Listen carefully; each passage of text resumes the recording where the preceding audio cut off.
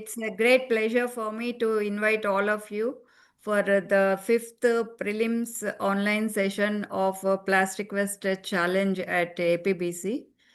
And behalf of Team Plastiquest and Team APBC, I invite all of you for this fifth session of prelims online um, of Plastiquest challenge.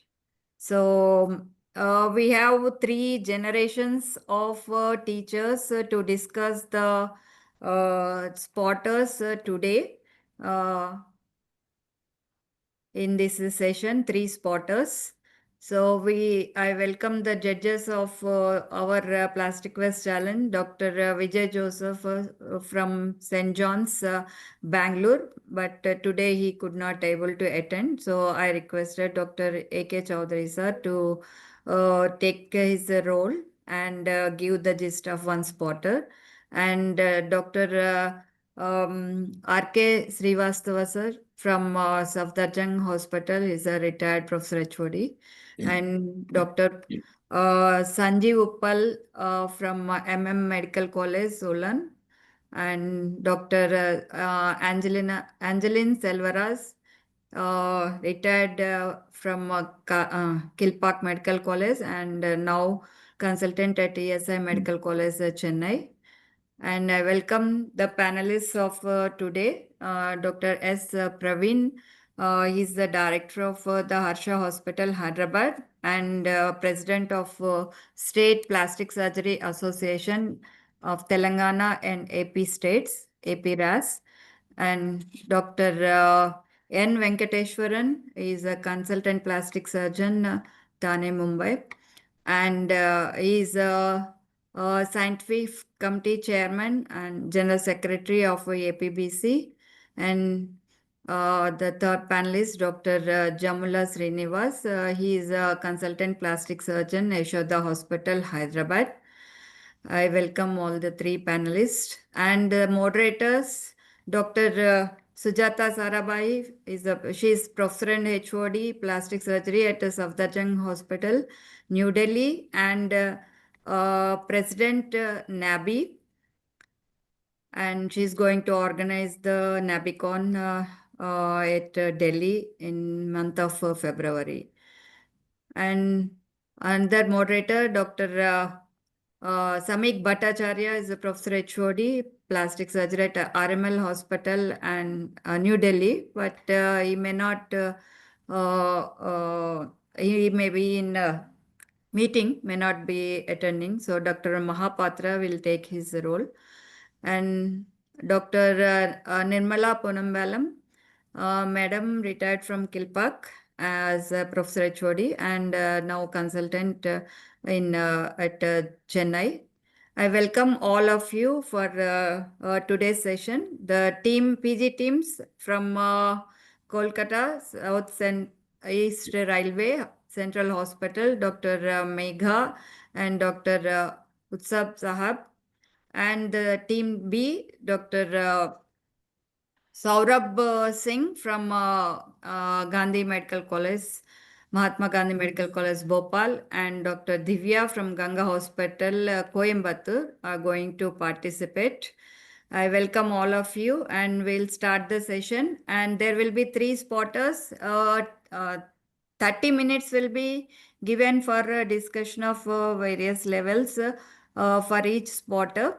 And the panelist will start the discussion once he complete his questions in 10 minutes or before 10 minutes. The moderator will take over and they will supplement the what is not covered by the panelist. And finally, the judge will give the gist of the one spotter. And at the end of all three spotters discussion, the follow-up of the case will be displayed. So the first question will be directed to team A, and if it is half answered or not answered, will be passed on to team B. There will be 50% marks allotted to the team who for passed on questions, 2 marks for each question answered by the team. So, time is the constraint for everyone. So, we'll strictly maintain the time for each spotter. So, I request now the Rohit to take the There is roll call. Before that, the only one person who is first time joining our session, Dr. Jamula Srinivas. I request Devi sir to introduce him. Yes. I welcome Dr. Jamula Srinivas. Dr. Srinivas, I know him from quite a long time. He is a consultant plastic surgeon in Yashoda Hospital, Secunderabad. He did his MCH from SMS Jaipur and almost more than 12 years of experience. He has a lot of interest in microvascular and cosmetic procedures. So I welcome you, Dr. Srinivas. Nice to see you here. Welcome, Dr. Srinivas. Right. Now I'd like to proceed with the roll call. Team 1, BJMC Pune. PGs from BJMC Pune. Team 2, PGs from Sir Gangaram Hospital. Hello. Yes, sir. Yes. Team 3, PGs from Bangalore Medical College. Present. Team 3, PGs from Bangalore Medical College. Team 4, PGs from SGS and KEM Hospital, Mumbai. Present, sir. Okay. Team 5, PGs from Jipmer Pondicherry. Present, sir. Team 6, PGs from SMS Jaipur. Okay. Team 6, Harsha Reddy, right? Yeah, present, sir. Okay. Team 7, PGs from AIMS Rishikesh.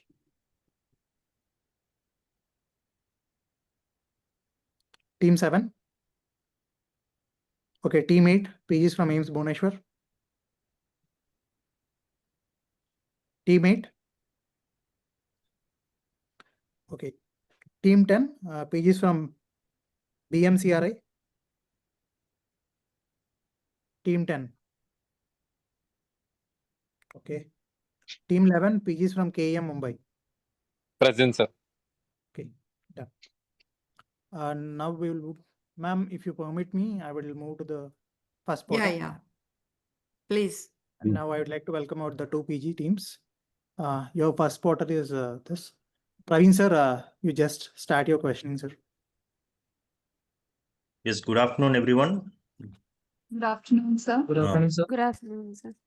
Okay, can I ask you my first question? Yes, Are you sir. ready? Team A, sir. Yes. Okay. Team A, can you identify this material, the dressing material which is present on the side of it, left side of it? So the first dressing material that we can see is, it looks like a wet collagen, sir, meshed wet collagen sheet. Then, sir, we are seeing Mepilex AG, sir, which is basically a silver impregnated foam dressing. Then, so what we are seeing is an Aquacel AG, sir. It is a hydrocolloid foam dressing. And then, sir, niche, at the bottommost, what we are seeing is an alginate dressing, Caltostat. And then, sir, we are seeing a transparent adhesive dressing. Yeah. Then, sir, what we are seeing is In the middle one. in the middle. Middle, don't go into the middle. Sir, you want... Yeah. Middle one is accepted in this only. Okay. Sir, you... So it is a silver impregnated dressing again, sir, that we are seeing in the middle, but it is not a foam dressing. And Don't. then, sir, on my right hand side, basically what we can say see is Wait. Praveen, Dr. Praveen, would you like to ask the team B the remaining things or No, because could you confirm once which is the dressings which you said? You said the first one is wet collagen. So wet collagen dressing, sir. So Gelonet followed by wet collagen dressing, then silver impregnated foam dressing, Mepilex AG, then Aquacel AG, which is a hydrocolloid foam dressing, then alginate dressing, then a transparent adhesive dressing, and then silver impregnated dressing, which is not a foam dressing. Then that is what is this first spotter? First one. Then some maple, I then think some now methadone. the question should Yeah, go it's on to all the right. second team. Second team, second team. Dr. Team Praveen, B. Okay. because Team one or two of their answers are. Yeah, Team yeah, B. yeah. Second B, any team, changes? The Argo tool, sir, is the first yeah. one. Argo tool. Okay. Any other change? And Second one, keep saying. Matriderm, sir. Okay. No. Okay. Whatever you can. The bottom one on The the right, bottom. what do you think? The one which is transparent? This one is silicon sheet. Okay, both have. What is the first one you told? Argo tool. First one. Right, left side 3. Right side 3. The right side's bottom, ma'am. Argo tool, AG. That you are telling first one is not that one. No, no, Here. no. Dr. Lakshmi asked them to recognize it as per the columns. The first column has got 6 pictures, na? So 1, 2, Okay, 3, 4, so- 5, 6. Then there is a middle one. Yeah, which they you are told limiting to- which they missed the first team, they have included. So Team B. out of Yeah. 6, the first team answered 5 correct. They didn't answer the first one only. Even the lower one is a hydrogel dressing. Yeah, that is a They hydro- told transparent. hydrocolloid Yeah. dressing, they told. It is actually hydrogel. So And I Okay. think they mentioned the first one wrong, Dr. Praveen. Yeah, Yes. yeah, They correct. said wet collagen. It's It not is wet not wet collagen. collagen. Second one, what did they say? Mepilex AZ, No, second one.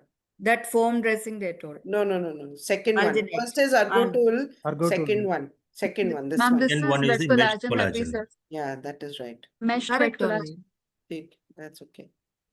And the last one, seventh one, has not been told rightly by either of the two teams. I Yes. think. 2mm Yes. Ma'am, Matriderm, ma'am. Matriderm is No, no, no, no, not the No. right, Not not that the one. third column.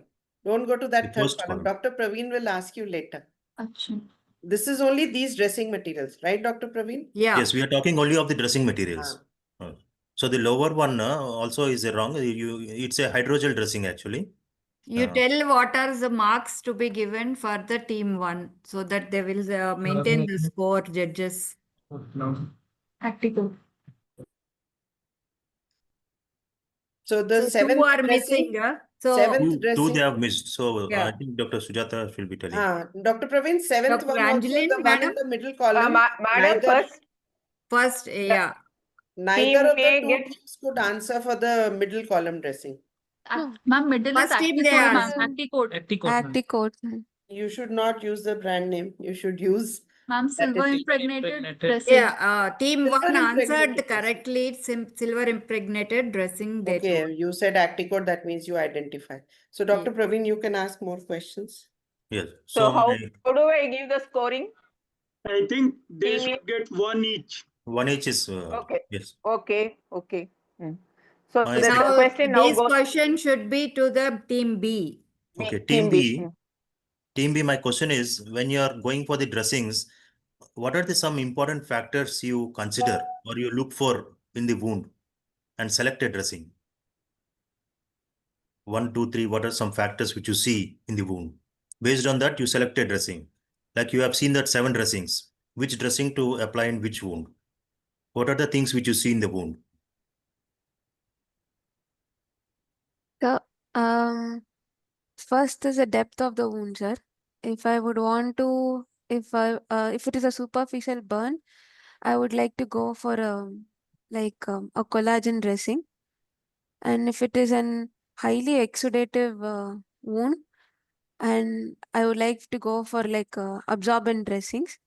And if it is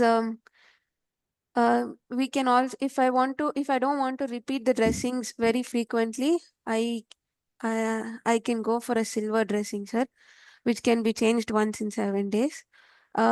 We use these polythene dressings if as a transport dressing, sir. Like if in case I want to transport the patient, just do a dressing before a senior consultant or someone comes to assess the burn wound, sir. Hydrocolloid dressing if the wound is to keep the wound moist. Okay, anything else you look for? Basically exudate, depth of the burn wound, Yes, yes. Anything else? Contamination of and the wound. infection, Yes, infection. and Okay, that's it. I think you can give the mark for it. Team A would like to anything add? Cost effectiveness. Team A. Ma'am, depending on the site of dressing, ma'am, and the area involved, we can also choose our dressing. They've already mentioned the other 3 points, ma'am. So depending on the site, ma'am, and the contour of the area that we are wanting to cover, we can choose a dressing. Yes. So marks each one. Yes, team B has told already they exceeded the depth and the site, and the other factors are the infection and a site which the other team has. Yes, And because of course, the blood they supply also is. identified the maximum dressings, but we gave only one. So So another what to point, all? anything else that you can add team whatever A, comparing the second dressing to the other dressings, second and the sixth, second, fourth and sixth compared to the other dressings. Criteria to choose. Ma'am, the second dressing, ma'am, the wet collagen dressing, ma'am. The meshed wet collagen dressing, ma'am, we use for 2nd-degree superficial burns, ma'am. And ma'am, fourth, ma'am, the silver impregnated foam dressing, ma'am, we usually use for 2nd-degree deep burns, ma'am. And we can Ma'am, keep it for 7 days. because it is also absorbent to a certain extent, it absorbs the exudate as well, so we can keep it for a longer period. No, that is okay. Any other point apart from whatever Dr. Praveen has asked you? Anything you need to add? Or is this the maximum that you can tell? Acha, what is the basic difference between the first, third, fourth, first, third, and fifth versus second, Sujata, if you fourth? better tell the name, because now Okay, numbers what is we the didn't put. difference? Okay, what is the difference between Ergotul, the Mepilex, the Aquacel AG versus the collagen and the Caltostat and this hydrocolloid dressing? Ergotool, ma'am, usually since it is paraffin impregnated, What ma'am, is the basic difference? ma'am, we use it as a first layer after applying the ointment or the medicated dressing so that we can easily remove the dressing. Ma'am, the wet collagen It's a dressing, non-adherent dressing. non-adherent dressing, yeah. No, Ma'am, I think that's wrong. Second team. Um, Basic difference between the first column, then the second column. Ergotul, Mepilex, Aquacel AG versus collagen foam dressing, second, and one the is hydrocolloid. antimicrobial property, which is Yes. there, which is not there in collagen. So we Mhm. cannot use it in What infected is the wounds. antimicrobial property in this dressings? The silver ion is in which helps the silver ion of these dressings. Is there silver ion in all of them? It's there in Ergotul and it's there in Is it in ionic form in Ergotul? Mepilex, no, ma'am. Aquacel, It gets activated from, or Acticoat? we have to charge it. It gets activated from the moisture. In which of these dressings is silver present in the ionic form? Ergotul AG. Ergotul AG. Wrong. Second team. Okay. ma'am, it's present in the ionic form in the Acticoat, ma'am. What is the ionic form in Acticoat and what else? What about the others? Ma'am, it's also there in Mepilex AG, ma'am. But Acticoat needs to be activated with sterile water before we apply it on the patient's No. wound. What about Aquacel? So I think that is wrong answer. It is in Acticoat. How is Acticoat dressing different from these dressings? You said there is silver impregnated in these 4 dressings, right? So how is Acticoat different from Ergotul, Mepilex, and Aquacel? Acticoat, ma'am, when we apply it on the patient, ma'am, it has a bacteriostatic effect on the patient, on the See, wound all the of them patient, have ma'am. got silver. What is the basic difference between Acticoat and the others? Ma'am, Acticoat has a bacteriostatic effect. It causes staining also of the wound, ma'am. And it needs to be activated because it has silver in the ionic form. So with trial water, we activate it, ma'am. Anything else, team 2? The other No. team. Anything to do with the size? You said ionic form. Acticoat, does it have non-ionic also or only ionic form? And why does it stain silver? Silver staining is there on the wound with this, but not with the others. Why? There must be some difference. We'll move to the other point, Sujata. I think Okay. they don't know that, and you can Okay, tell so the later. answer, I'll Yeah, just tell answer them can the be tell. answer. Yeah, Yes. please tell. The main reason is that this is nanocrystalline silver dressing. Yes. So it has got nanoparticles of non-ionic silver also along with ionic silver.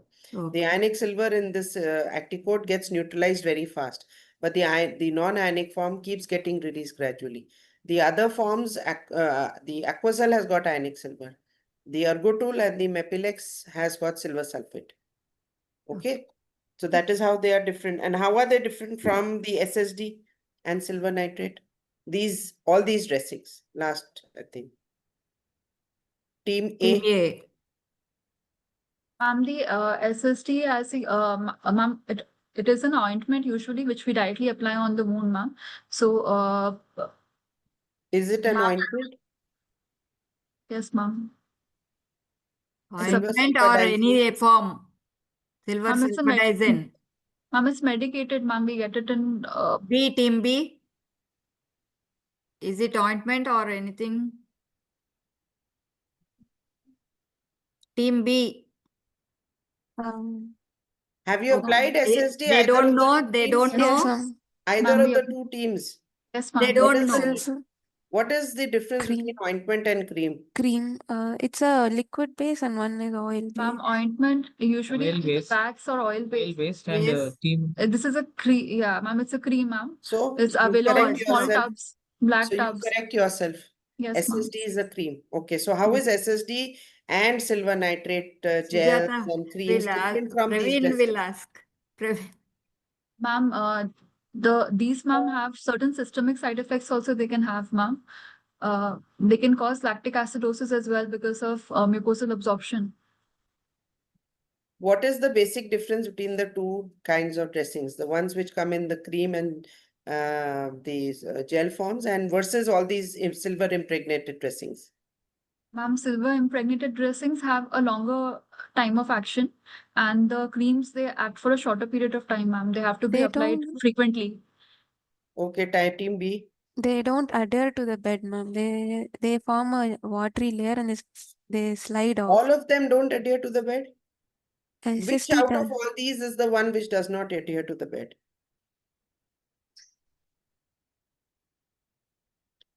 Or good. Oh, no. Team A. Ma'am, the Aquacel AG. Anyways, the one which will not adhere, which has got the SafeTech technology is the Mepilex AG. Okay, that has got a technology where it will not adhere to the bed at all. Okay. Madam, Yes. what is the scoring that we'll have to give team A and team B? Because we are waiting for the score to be done because it's continuing. We are not sure whether it's a continuation of the same question or it's different questions.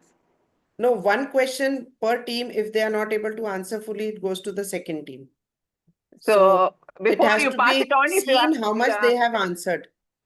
So you will have to give us the score, madam. Whether it's I- right or whoever is asking the question has to get, before you pass it on, you will have Madam. to say whether we'll have to give Madam, the madam. marks or not. Angelina, madam. Only Yes? 2 marks each team's got. Now we Okay. will go to the next question. 10 minutes. Okay. over. Praveen will ask one more question. Dr. Praveen. Okay, to team. Yes. A, team A Okay. now. Can you tell me what is WVTR and its role in dressing in wound care? So could you repeat once? What is WVTR? Or I will give you the full form, water vapor transmission rate, and its role in dressing. I don't know. Any idea? Sir, no, sir, we don't know, sir. Team B. Team B. No, sir. Passed. Okay, so You basically can it is, answer. yeah, basically it is the rate at which the water vapor is transmitted across the dressing. So normally the WVTR is around 2000 to 2500 grams per square meter in 24 hours. So anything like if you take alginate, it has got a WTR around say 1200 to 1300. So it is more close to the exudative wounds.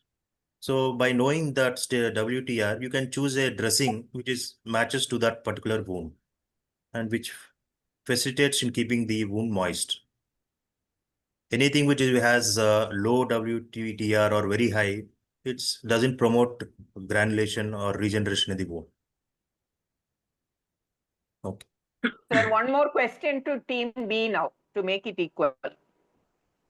Next question to be Team B. Team B. Yeah. Team B, suppose if you get a dry wound, dry ischemic wound, which dressing would you choose from them, from this? A dry wound. Hydrocolloid dressings. Question passes. Team A. We can use like hydrocolloid dressings like intracite gel or Purulon, which will loosen out the discharge. It is basically a dry wound. You want to make it moist. Yes. So we would use a dressing that would retain moisture basically. Yes. So the Aquacel AG would be a good option for it, sir, because it's Usually a anything, hydrogel based dressing. yeah, hydrogel, which you, Yes, that's sir. right. Anything which has gel form, hydrogel, that is a preferred in it because it Yeah. gets in water in that area and keeps the wound moist.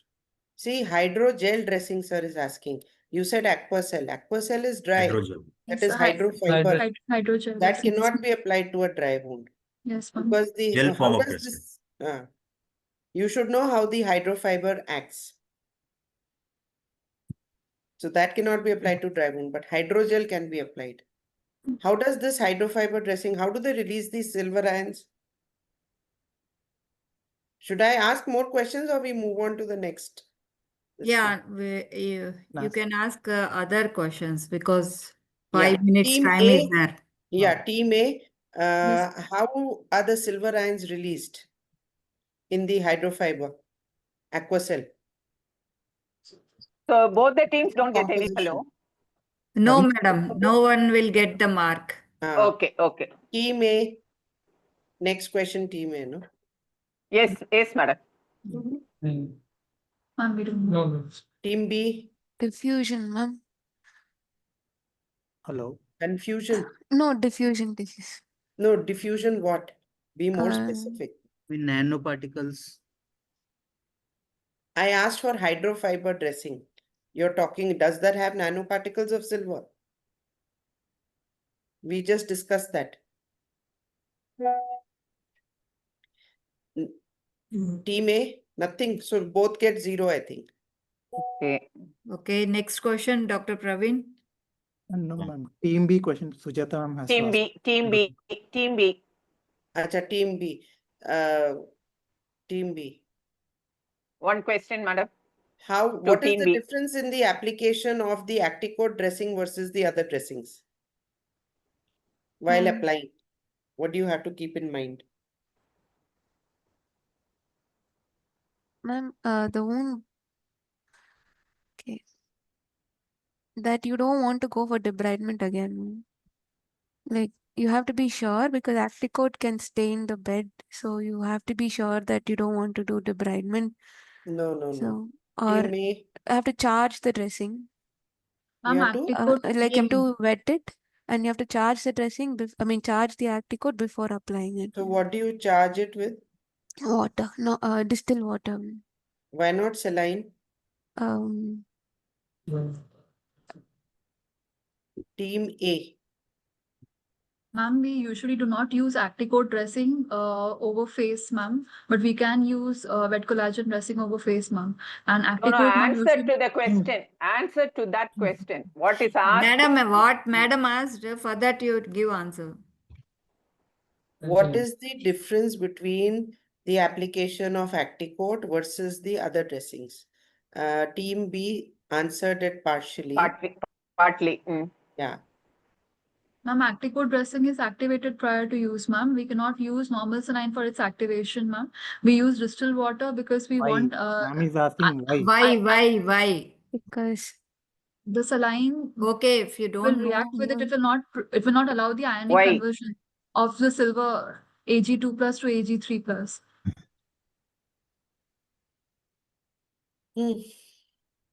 So can we give And each of them one?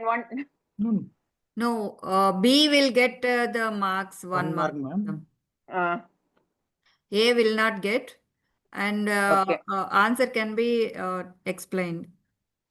See, when you are applying the Acticoat dressing, you don't use silver normal saline because that is going to neutralize the ionic form of the silver which is released in the Acticoat dressing when you wet it with, if you wet it with normal saline. Sodium club Okay, with so the silver ions are going to combine with chloride and it's going to get neutralized. So it will not be there for available. acting on the wound. Yes. Okay. Yes, So, ma'am. and whereas in the other dressings, you can use the normal saline. Here you use distilled water because it is releasing ionic silver very, very slowly. Most of it is metallic silver. And what is the difference? Can I, any more questions? No, Or we Praveen will ask. Dr. Praveen. Dr. Praveen? Yes.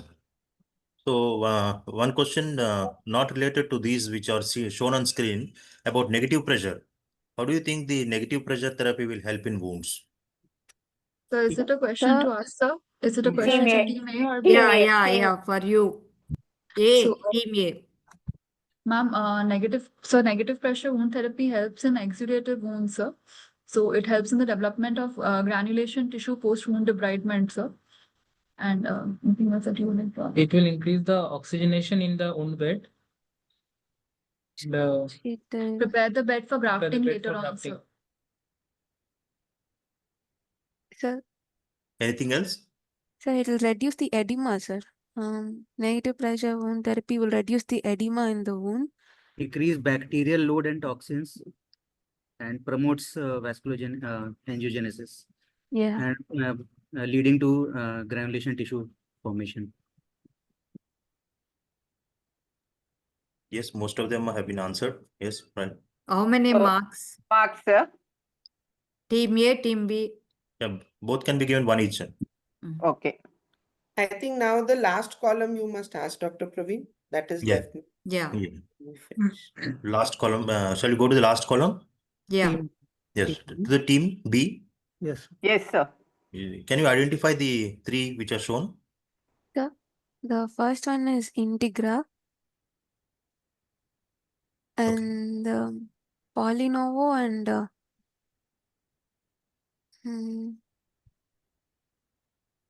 Last one is Matriderm. Are you Team done? A? Then Team A?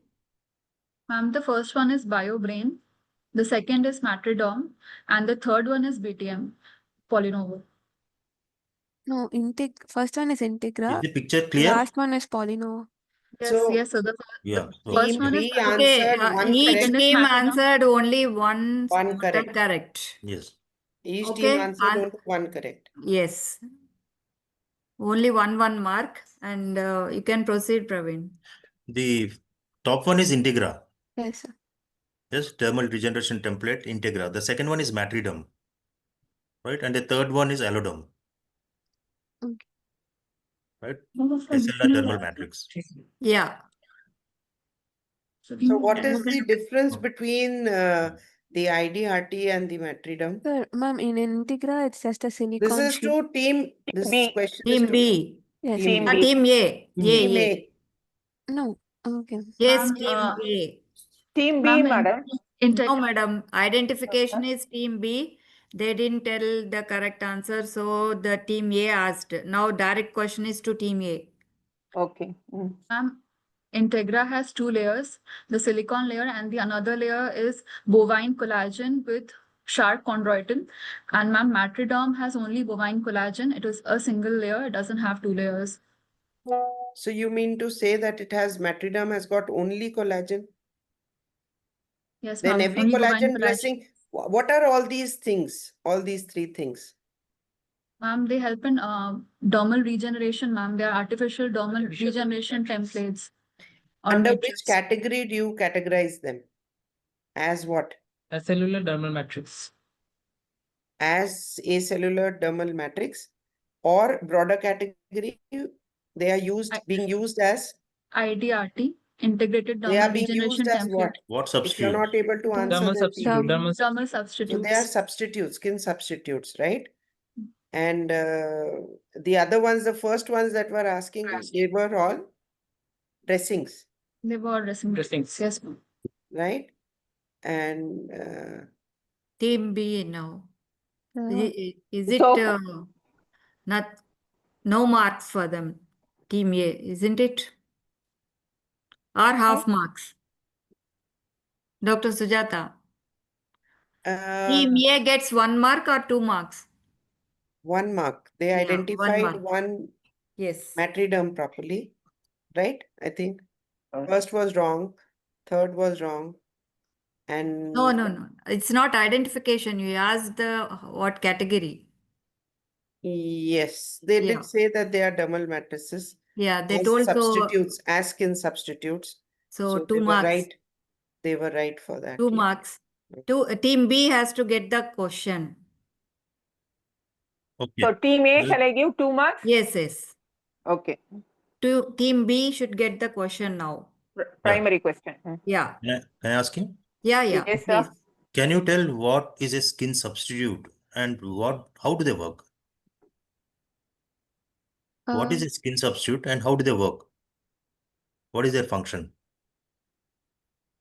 So the function of skin substitute is that they prevent like hypertrophic scarring, sir.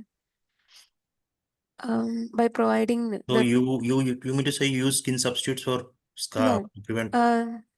Prevent scarring. So Can your other team member also contribute? Act as Otherwise- a protective barrier for a closure of wound, which prevents fluid and nutritional plasma loss, infection, decreases chance of infection. Second, Question passes to the next team. team A. No. Yes, Team A, if we can supplement, please. Time is Ma'am, it helps in over. formation of the neodermis over which we can give a split thickness skin graft, and it will also help in giving the good pliability of the skin grafted graft. skin. And also will help to correct any contour deformity if it's. Okay, I think previously team A could not answer completely about the composition of matriderm. They said it is only collagen. So they should get not 2 marks, but less than 2. Yeah. Matriderm Okay. also contains elastin. Yeah. It does not have only collagen. There is something else along with collagen. What else is it? That they Ma'am, could not answer. Sir, told elastin. Elastin. Yes, elastin is there. Okay. And then, okay. Any Last question? question, marks. Marks What to is the the last score? question answer. Equally distributed, I think. No. You wanted to ask the next. Ma'am, time. Yeah. Time is over. That's What fine. is the Okay, mark? one last mark question. Marks for the Marks. last They have not question. answered actually. I asked for the definition of a substitute. But actually, you have to tell that it's a scaffold to promote regeneration of functional dermis. It acts as a scaffold, right? Okay. And how do they work? Nobody gets the mark. Yeah. How do they work also? You're not clear. They promote tissue regeneration. They act as a protective barrier and they deliver growth factors and all so that there is ingrowth of cells as well as the matrix into this scaffold, whereby dermis regenerates. Yes. Now we move to the patron or Judge, ma'am. Srivastava. judge. Dr. Sir, we invite Dr. R.K. Srivastava, sir, Yes. to give the gist. Yes. Actually, this spotter showed the temporary skin cover and the dermal templates, dermal regeneration templates. nobody could answer in a proper way that what exactly the spotter shows. There may be in temporary skin cover, there may be antibiotic property or not. That's different material. Second thing, the purpose of this dressing material when they are put to use. They basically elevate the pain, they reduce the number of dressings, discomfort to the patient because of change of dressings. All these things are because of these dressing materials used. As rightly said someone that, okay, it is the cost factor also should be into consideration. But these are newer advancements. Earlier, we were using only silver sulfadizine and other things.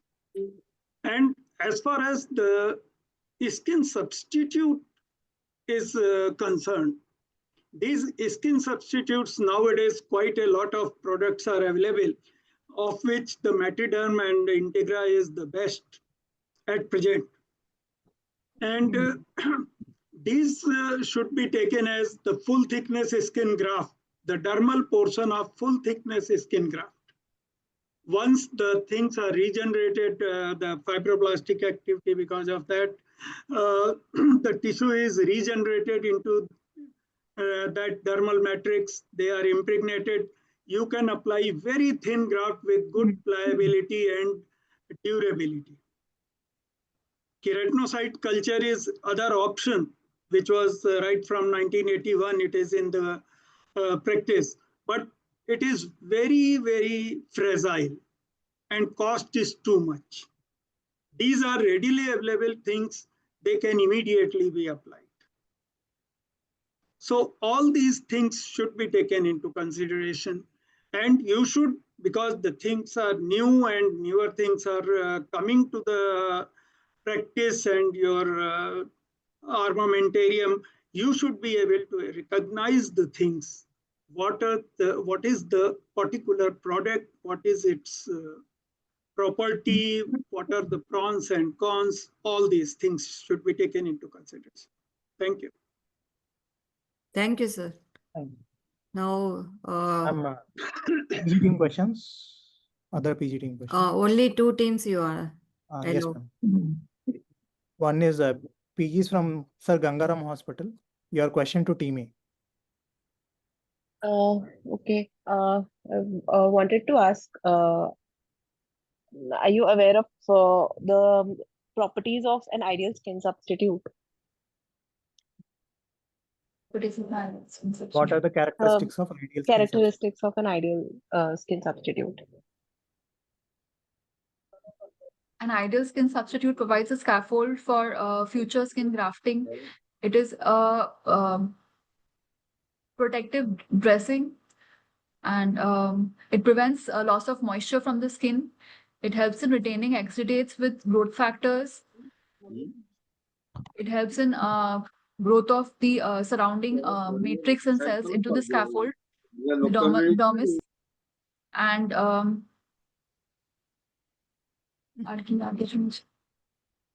that's about it.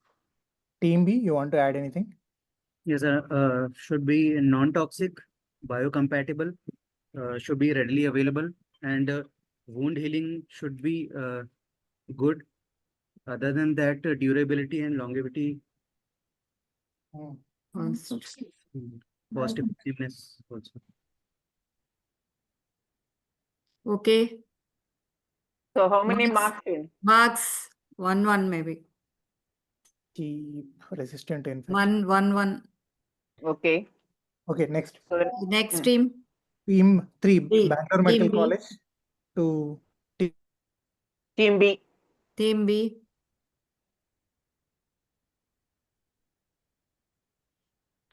Bangalore Medical College, BMC. Okay, Team 4, CHGS Medical College to Team B. Any questions? Yes, sir. What is argyria? What is? Argyria. Spell it. ARGYRIA. Okay. No. Team Any B. alginate dressing? Is it No. an alginate? Okay. Okay. Team It A. is team A. No idea, ma'am. Okay. We can So- leave. We What invite is the the answer? Answer. no answer answer. Answer. is Yeah, PG. it is the term used for bluish discoloration due to silver nitrate when we use it. Okay. Thank you. Thank you. Okay, fine. We We'll move to the invite Dr. Bhattacharya sir, patron, to ask us convey something about this. Few questions, very straight. What are the indication of collagen sheet? First degree, second degree, third degree. team A. Team A. Is it a question to us, ma'am? Yeah, Yeah. Team A. Ma'am, wet collagen sheets are usually used for second degree superficial burns. Correct. Does this dressing directly hasten the wound healing? Team B. Team B. No, sir. Once it will tell us about like it will get adherent to the wound, sir. So once the wound is completely healed, it peels off. So until then, you don't need to disturb it. So But these dressings are changed frequently No. at different level, at different time period, isn't it? if it is not Question peeling is, off, do they hasten the wound healing? yes, sir. They form moisture. They give moisture. So yes. Any other reason? Third question is, why not to Sir, keep the we'll limit, sir. So is the team B answer right? Yeah. Give 2 Both marks to get them. Yeah. 2 marks. So Why team not B keep marks. the wound? Why not keep the wound open? What is the advantage and disadvantage? Is that a question Team to A. us, sir? Yeah. Team A. If we leave the wound open, it will cause a lot of exudative loss, and it will also be prone to more infections. So a cover is necessary. Also, the collagen dressing will help in epithelialization underneath, from the surrounding dermal appendages. There will be growth of epithelium. So So it will promote wound what healing. will you do for the poor patients? So we can Those use who cannot afford. so boiled potato peel dressings can be used. It was used. Now it is obsolete. Which one? So boiled potato peel. I'm not asking boiled potato. I'm asking these are costly dressings relatively. What will you provide to poor patients We who can use a cannot? polythene or a noise. Oil? Which oil? No. You are sliding towards blunder. Tell me correctly. And the last question is that suppose the patient is not admitted and having a arm and forearm area burned. How will you advise them to do dressing at home? I'm asking very practical question. Huh? Team B. How do the patients manage their wound at home if they are not admitted?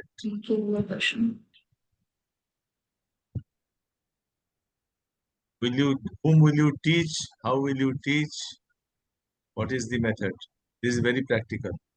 Patient says, I can't stay here.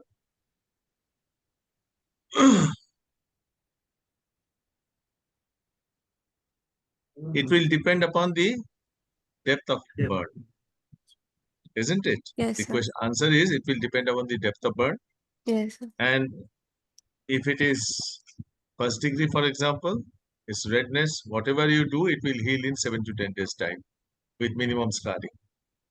So you can explain them to wash it daily to the attendants and apply whatever cream you would want to advise. It is immaterial what you are applying in first degree. In second degree, obviously, when do you say it is second degree? By seeing the wound? So is it a question to us, sir? Yes. So second degree superficial and deep, so there are two types. So in superficial burns, so there'll be small pinprick point seen. It will blanch. It will be painful to touch, and so there will be blistering. So in deep burns, sir, it will Blister. be, yes, sir. In deep burns, sir, there will be, the wound will be waxy, so it will be comparatively less painful with slough, and so it will not blanch to touch. So if you do you puncture the blisters or you scrape it and allow the elevated epidermis to stick to the bed? So we'll try and allow the epidermis to stick to the bed. Why? So it will act as a biological dressing for the patient, sir. We'll aspirate the content of the blister and we'll keep the Epidermis you- on top of the wound itself. If you aspirate, it will refill. So you have to scratch it. Puncture it, yes, sir. Okay. So at this stage, if you send the patient home with what instruction? And come after 5 days or 3 days, whatever. So the patient with this burn on the elbow and the forearm, sir. So it's the same location, sir. And with the Forearm. second degree forearm and with the second degree superficial burn, sir. So we would do the dressing of the patient, sir, and we would try in the initial period. So we will try and keep a splintage, sir, after the dressing if it is involving the joint space. How long will you keep the dressing in second degree burn? Sir, So- you want to ask team Sir, B then- also? Yeah, it goes to 10B. Sir, Yeah. How long will you keep the dressing in second degree burn after scratching the blisters? So Patient is an OPD patient. 48, days. 48 hours. Why not 4 days? Usually epithelialization happens in 48 hours, sir. You think that in second degree burn, whole epithelialization will occur in And you 48 want to hours? assess the wound depth also. There can be It's possibility of- assessed. It is second degree blister. You have punctured. Okay. 48 hours, sir. It will epithelialize.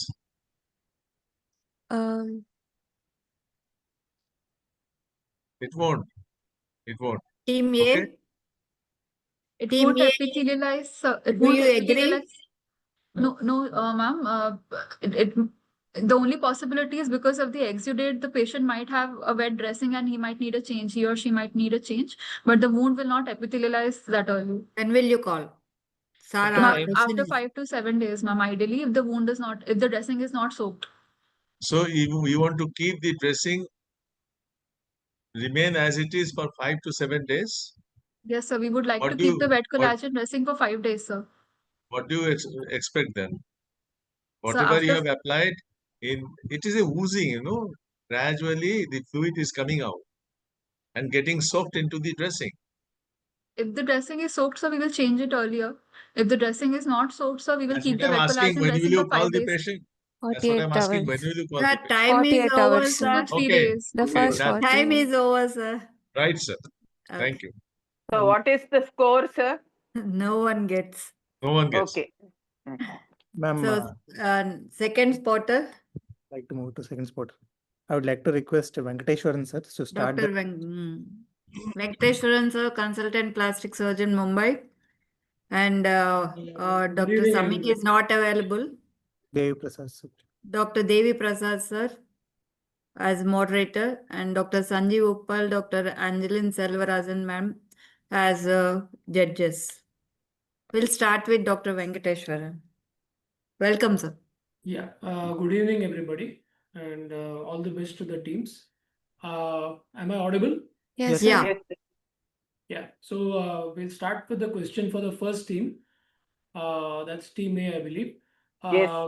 So in the photographs that you see, can you describe the deformities that are visible in these photographs?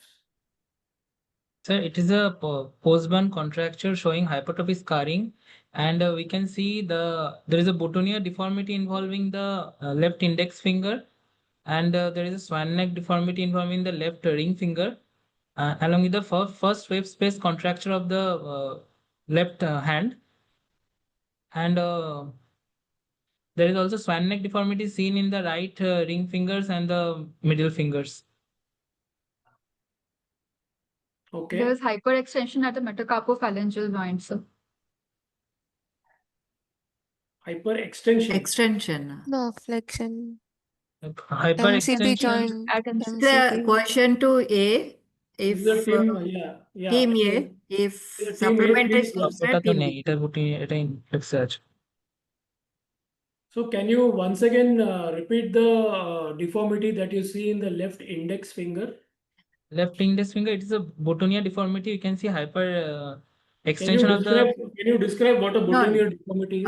we'll give chance to team B if they supplement anything other than team A. Okay. Should the question Same question, but it is not complete. Let the team B also answer. There is team B? web creep Okay. presence. Other than okay, web creep. Index finger. Yes. Can you point out any thing wrong that team A has said in terms of the deformities? So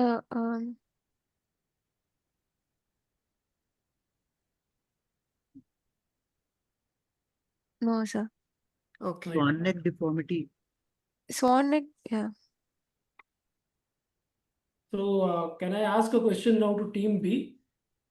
So what is the score marks for this? for first question? First team. Back to team A? Marks or 1 mark? Back to team A. No, Team sir. A, What is the mark? what you marks allotted? 2 marks? Yeah, 2 marks. Okay. Okay. Okay. What they missed? I'm really not sure about the scoring system. I'm sorry. No, correct answer by the same team is 2 marks. If it is passed to the second team, it is 1 mark. Okay, so I don't know. If they didn't answer fully, that is only 1 mark. So can we give 1.5 or something? They sort of No, sir. 1 or 2. 2 or 1 or 2. Okay, so I think 2 marks is okay for the first question. Should we move on to the second question now? Yeah, No, second question, second team. Yeah, team okay, B. Second question to the second team. What would be the sequence of surgery that you will plan in this particular case? So you have a bilateral hand involvement. Yes, So what would you like to do? Sir, I would first web space. I would release, sir. First web space Go on, contracture. First web space contracture release. Following which, Boutonniere deformity correction, sir, at IP joints, in order to bring the hand in a functional position, sir, so that we get a pinch, thumb to pulp pinch, and we get a good grip, sir. Power grip. So, and also we do MCP joint capsulotomy. And if at all the first web space there is a severe contracture, he might need first dorsal interosseous and adductor pollicis release also, and plus or minus a flap cover, sir, for first this thing. And if MCP joints after capsulotomy, if it is unstable, maybe we will need a K-wire for it also, sir. MCP post capsulotomy. And if there is severe extensor tendon tenolysis and possibility of central slip repair also in this case, extensor tendon repair also. Okay, I'll pass the question on to team. What is A. Team A. Team Team A. Team A. Are you agreeing with this? My question specifically was about the sequence of surgery. So anything else that you would like to know regarding the patient also before starting this plan? So or we will ask for the dominance, hand dominance will ask, and we will go for the surgery for the most crippled hand. That is, as we can see here, the right hand is the most crippled here. And we will release the contractures of the first web space and also the contractures over the fingers. And then we will see the passive movements so that we can get the pulp to pulp pinch of the thumb and the fingers.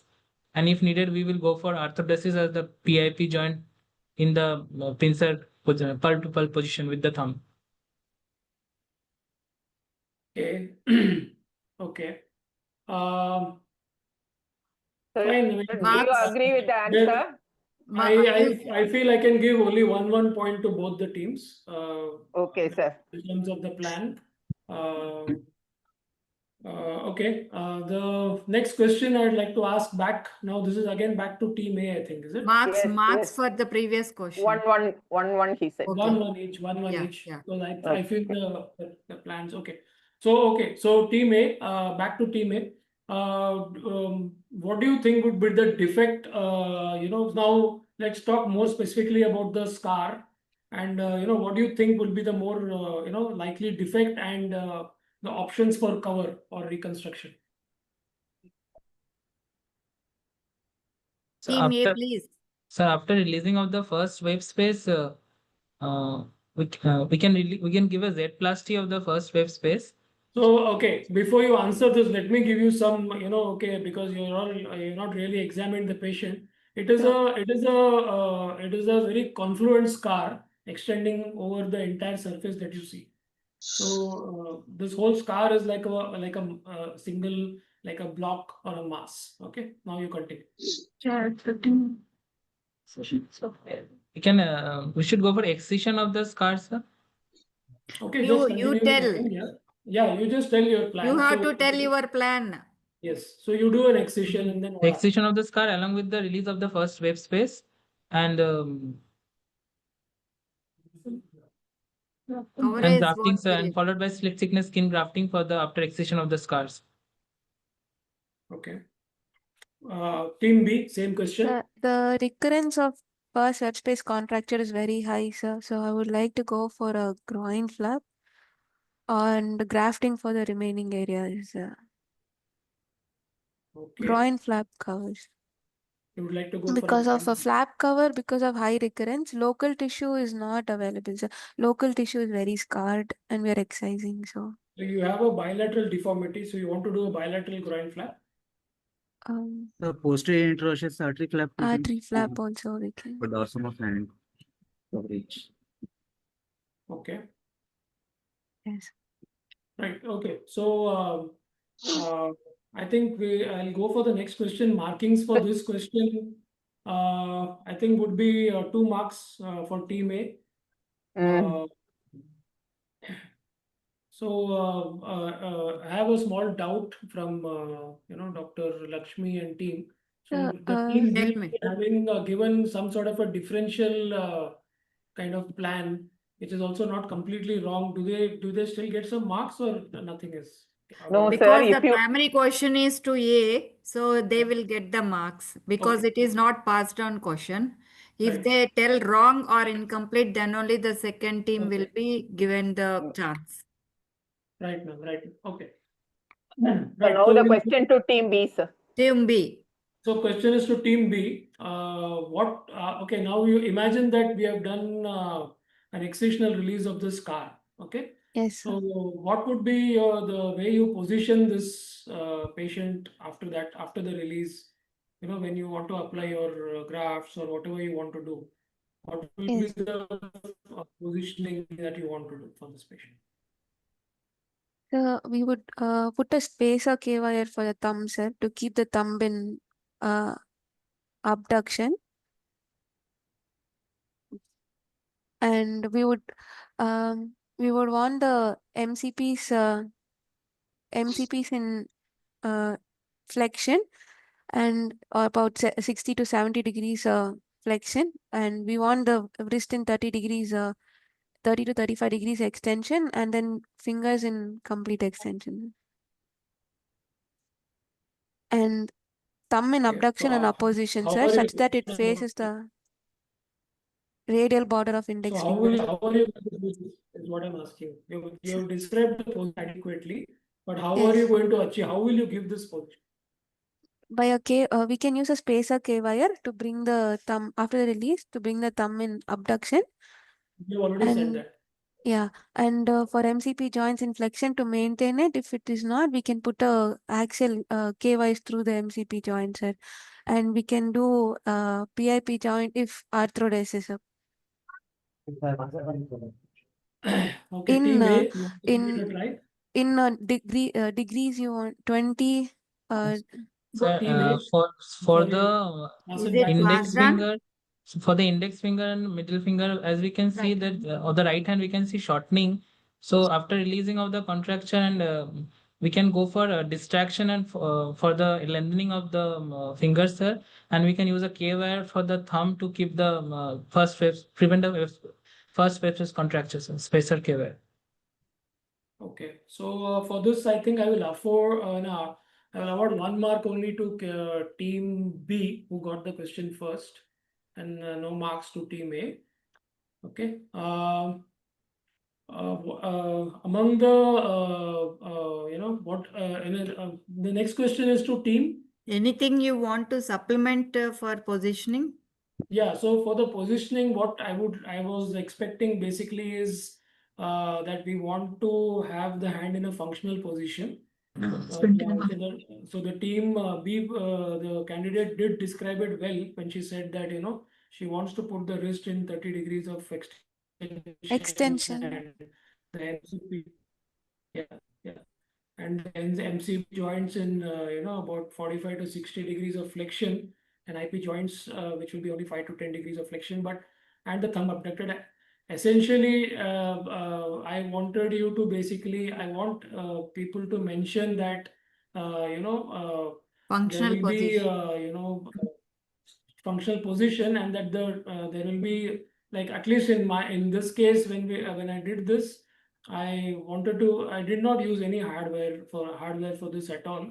Only bolster dressing was given by keeping a bolster in the center of the palm, and I tied over all the strings that were attached to the fingers in the form of a tight sort of like a ball, catching a ball kind of position, and it sort of served really well to maintain that position for almost 8 to 10 days.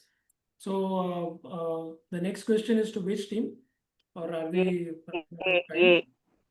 It's the last question, sir. Okay. In terms of the last question, generally I want to know what are the objectives of releasing a burn hand contracture. Sir, can you repeat, sir? What are the objectives? What are the objectives? Or maybe, can you just sort of say 1, 2, 3 of releasing a burn hand contracture, a contracted hand? Not audible? Actually, some external sounds. Not able to listen to the question itself. What are the objectives of a contracture release of a hand? Burn hand contracture release. What are the objectives? If you could enumerate them, like 1, 2, 3. Functional hand. The objective is to give the patient a functional hand to maintain the first wave space and to maintain the pulp-to-pulp pinch between the thumb and the fingers, pincer grafts, and to maintain the active range of motion of all the joints, like MCP joints, PIP joints, and DIP joints of the fingers and the wrist.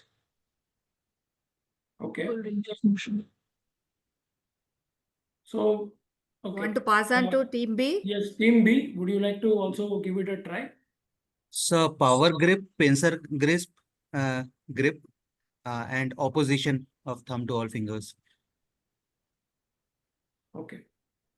So, mostly right. Actually, both the teams were mostly right. But what we have heard often Dr. SRS say when when we talk about releasing the hand is, in the very first operation, you should give them some function, okay, after the very first surgery, so that the patient is able to do something and get some confidence. Second thing is, the patient has to be able to bring the fingers. You have to bring the fingers into the palm. Yeah. So the fingers are all out. You have to bring the fingers back into the palm. And the third is you have to bring the thumb into an opposing position. So I was looking for these kind of things, but most of you have sort of answered it right. So I think the team I first directed the question to, which was that the team A. Team A. Yes. Team A. So they do get 2 points, and team B also answered things okay. So I guess 1 point to team B, if that is okay with the. No, sir. No, sir. If we give team A 2 marks, no marks to. Yeah, you're being very generous, I think. Okay. So yeah, I think I can hand over to whoever is to the moderator. So one more question to team B now, because it is unequal. To equalize. Team B has to get one. Team B, direct question. Yes. Direct question so to team team B. what are the expected sequelae in these kind of complex burn hands? What are the expected sequelae, and how do you correct them? Expected sequelae, like after acute burns. After your first surgery. After your, sir, we have to like post the burn wound contracture release. We have to do dressing, and we have to do like web space dressings. We have to keep, sir, and then we have to always splint the patient, limb elevation, compression garments, and we have to do a silicone sheet dressing, and start early physiotherapy to keep all the joints in passive range of motion, sir. Complete. Okay, so team A. So there can be a graft loss, sir, and we can also get a secondary contracture. So we should give the proper splintage and regular physiotherapy to maintain the hand in position of functions. Due to the stiffness of the joint because of K-wiring, sir, we would have to start the patient on physiotherapy after we remove the K-wire to give back range of motion to the patient. I think I'd like to award the points to team A here, because by sequelae, I was exactly looking for what, in terms of their answer. I wanted to know what sort of, if you want to use the word, maybe complications or what problems can happen later. One is you can have graft loss, obviously, and second thing is, yes, you can develop secondary contractures and web creeps, which you have to prevent with your splinting and with your dressings, and obviously stiffness, which can happen if you don't institute physiotherapy early enough or after you use hardware. So I think points to team A for this. So one mark. Okay, sir. We'll invite Dr. Devi Mahapatra. Yes, madam. Moderator. Yeah. Question will go to team A. Yes, sir. Yes. Yeah.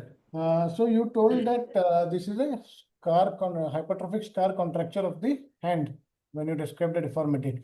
So what is the difference between a scar and a contracture?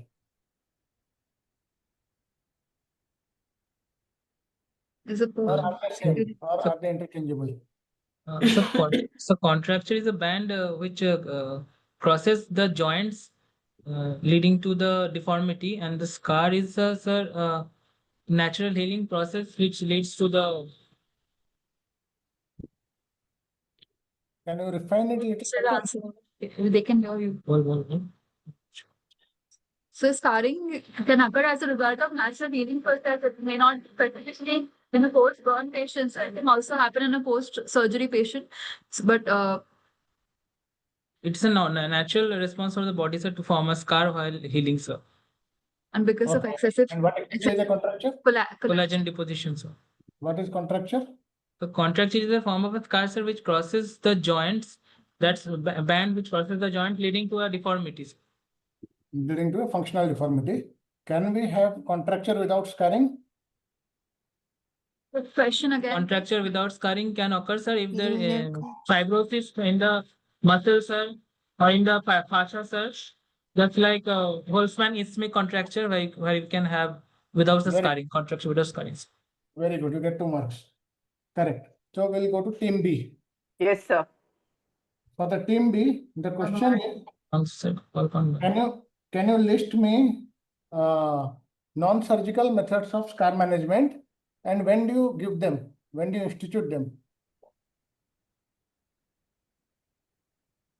The triamcinolone injections, then compression,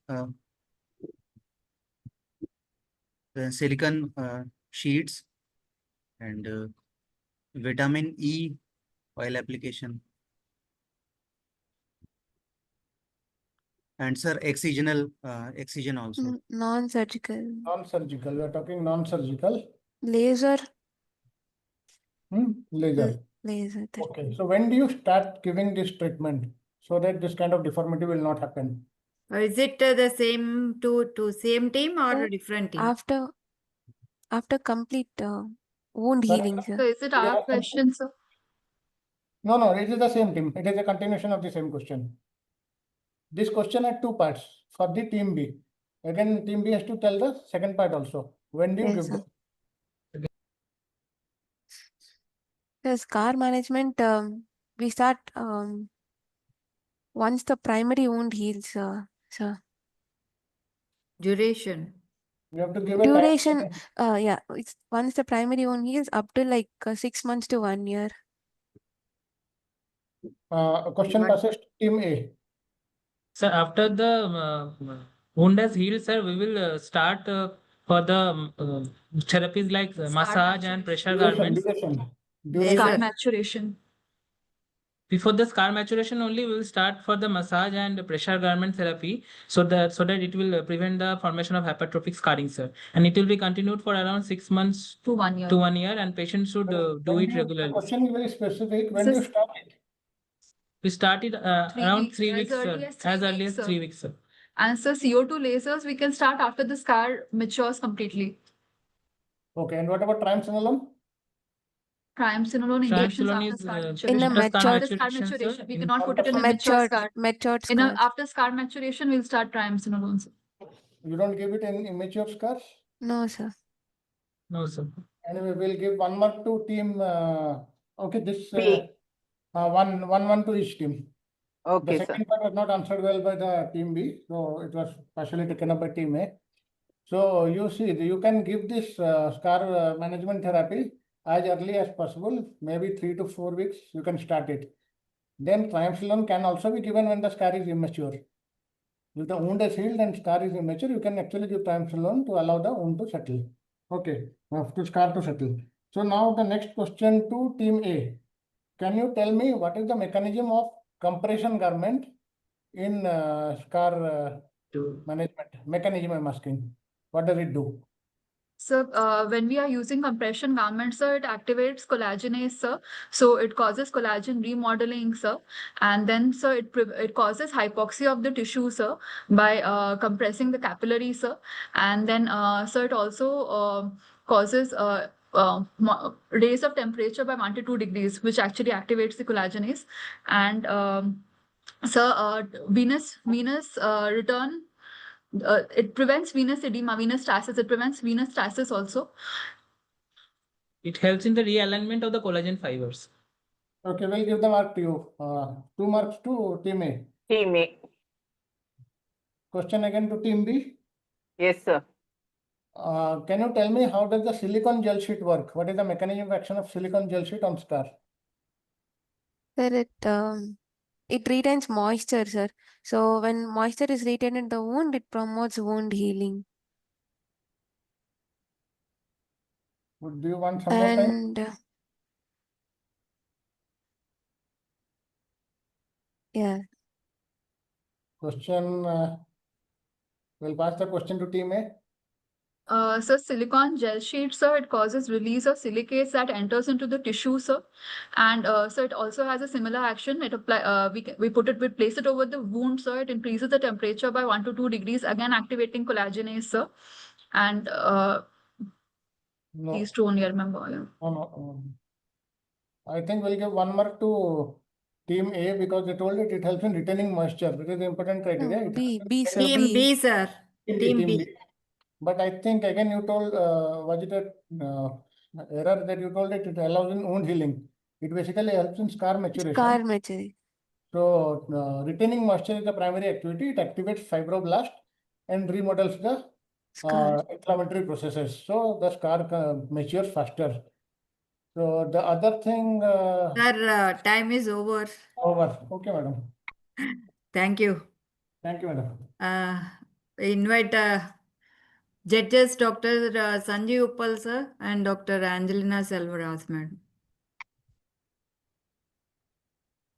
Ma'am, you can maybe share even the post-operative images. Yeah. After completing all 3 spotters, I'll share, sir.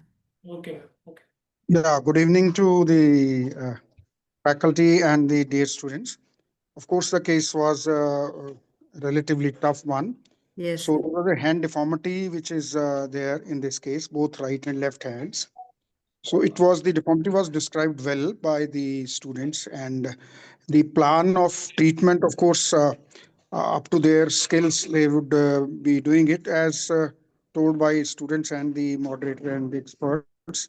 The right hand, if the patient is right-hander, the right hand takes the priority because the functionality will be there. The primary thing have been told that what are the objects of the correction of the deformity with all kinds of movements to achieve in the hand. But in such a case, it will not be possible for a single surgery, so it has to be a multi-stage surgery. And physiotherapy should be instituted as early as possible in such a case. The scar, again, if we are doing something and then scar maturation, for that matter, the prevention of hypertrophic scarring again and deformity again, the physiotherapy as well as the local treatment for the scar or the scar management is important in this case. And that is how it was briefed by the experts. The students, and of course, sometimes we have to learn about the hand. It is not very easy to correct the hand deformity. Yeah, so it's not very easy to correct the hand deformity. So this was the gist of the thing is that we have to see the and operate that first. Rohit, you please mute Dr. Arun Kumar sir, Chaudhary sir. And of course, the major unit, as we all know, is the thumb and the first finger and the second finger. So all these are to be released and grafted and other things done to have full functioning of these three. So thumb and the index finger and the middle finger. The supporting unit, as far as we can correct, should be corrected in such a case. So this is the gist of the case. Thank you, sir. Angelina ma'am? So I Would you think like to time add? is up. Time is up, madam. So I think Okay.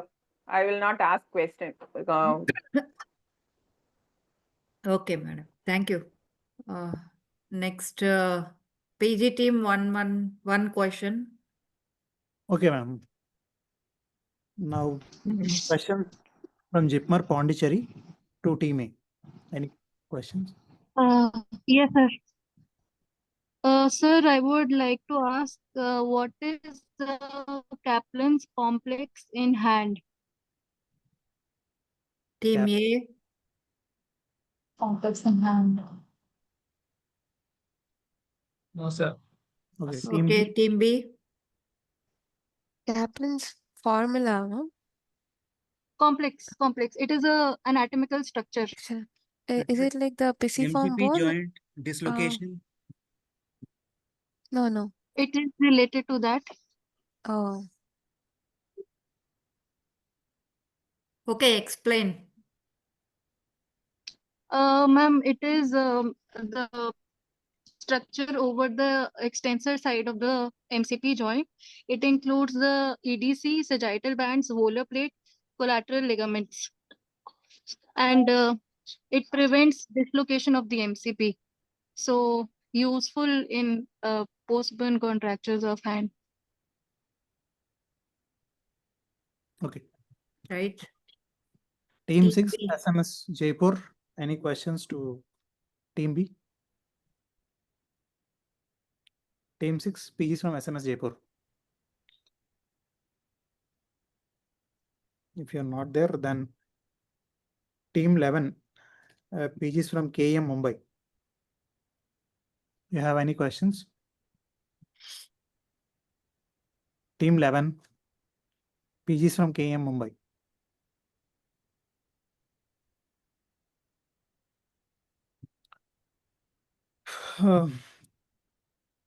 Any team remaining? AIMS Rishikesh? PGs from AIMS Rishikesh? AIMS Bhubaneswar? They are not there. Actually, they are not there, ma'am. No, they taken permission. They are writing exam. Okay, so if Any that is team the case, left over would like to ask, otherwise we'll forward. no, madam, one question has to be given to team B. If nobody is Patron will asking, ask. Patron sir will be asking. Bhattacharya sir. What will be the tissue diagnosis of this hypertrophy scar?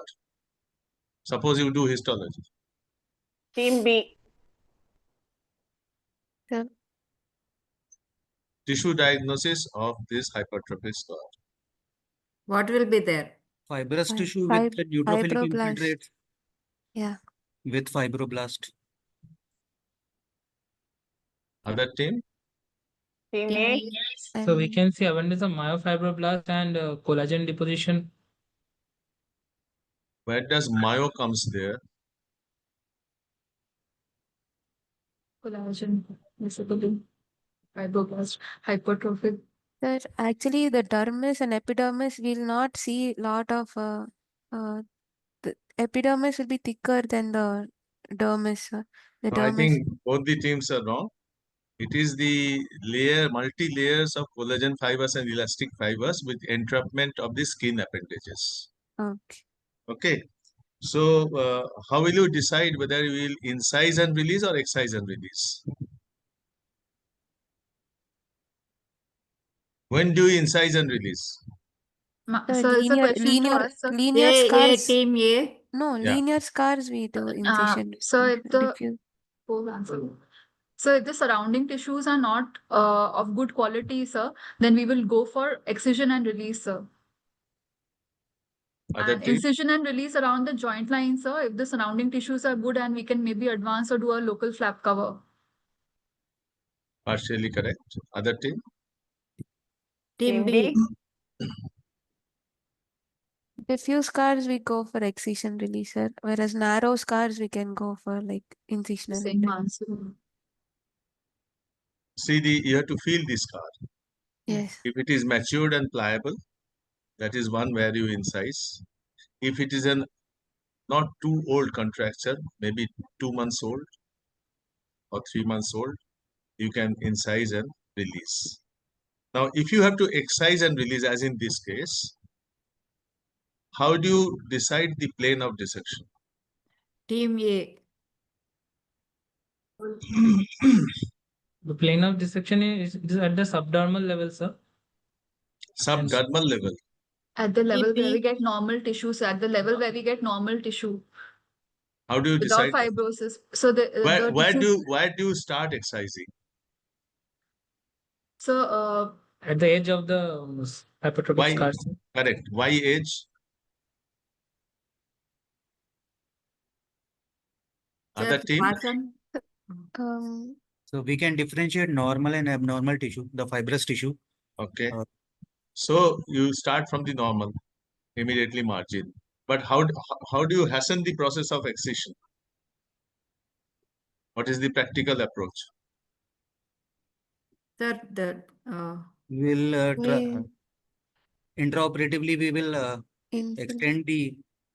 extend and flex the hand to make the scar stretched. No, the answer is hydraulic dissection.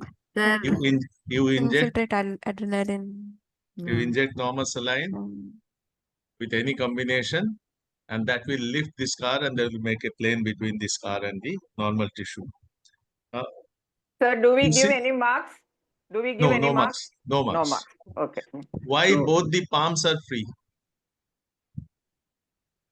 The dorsal skin is more thinner, so it is more prone for heat. So palm never gets burned? Whereas no. Huh? Palm never get burned? Long contact more You than. see, the answer is I'm not satisfied. Other team, why both the palms are free? So generally it's a doing scan. generally doing a thermal burn, sir, normally the hand takes the position of a fist, sir. As How a do you know safety. it is thermal burn? It's a. So for safety purpose, the patient might have closed his fist, and that's how his palm is saved. Just to So in protect every himself. it is a reflex. It happens in every thermal burn. Then No, palm sir. should not be involved. No, sir. Nothing like that. No, sir. Then why it is free? What could be the probable cause of burn? Scald burn, sir. Maybe. Scald burn, sir. Scald. Scald burn is an accidental burn, isn't it? Usually. But anything else which could be in this case? Why palms are free? Acid burn, sir. He could have protected the face. So acid burn will protect the palm? No.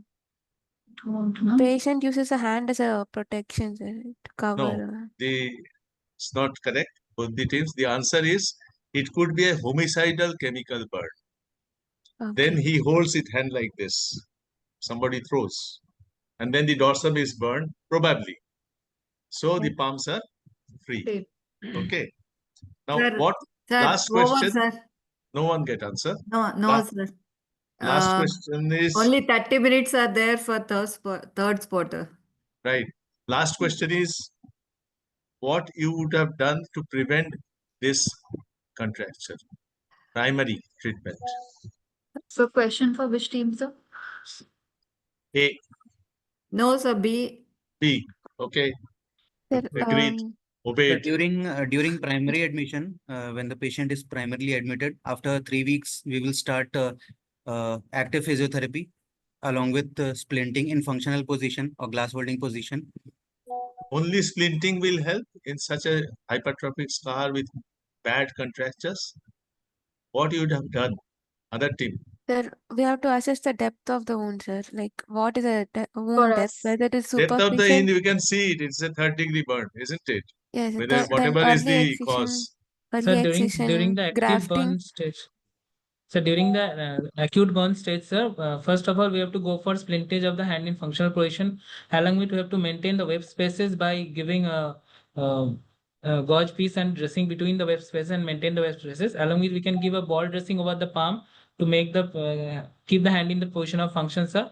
Along with early around 3 to 4 weeks, we have to start scar massage and pressure garment usage, sir, to prevent the hypertrophy scarring. And we have to use call the patient for regular follow-up and see the compliance of the patient with the therapist. And early physiotherapy also, sir. Along with So early I'll- physiotherapy. So I'll give you 1 mark only because a major thing you have not said.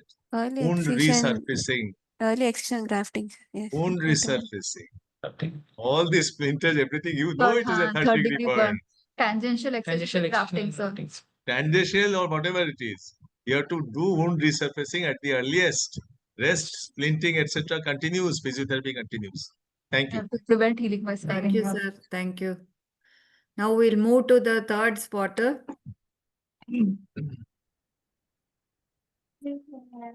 Dr. Rohit. Just for everybody's curiosity, this was actually an electrical burn injury. So patient is actually an electrician. I don't know exactly the mode of how he sustained, but this is how it was. Yeah, it could be, but homicidal is also explained. Possible, sir, possible. Yeah. Now we go to the third spotter. I invite Dr. Jamula Srinivas as a panelist and Dr. Nirmala Ponambalam as moderator and Dr. Arun Kumar Chaudhary sir as a judge. Dr. Jamula Srinivas. Can I narrate a little about the history, ma'am? No, sir. No. Okay, fine. Dr. Srinivas.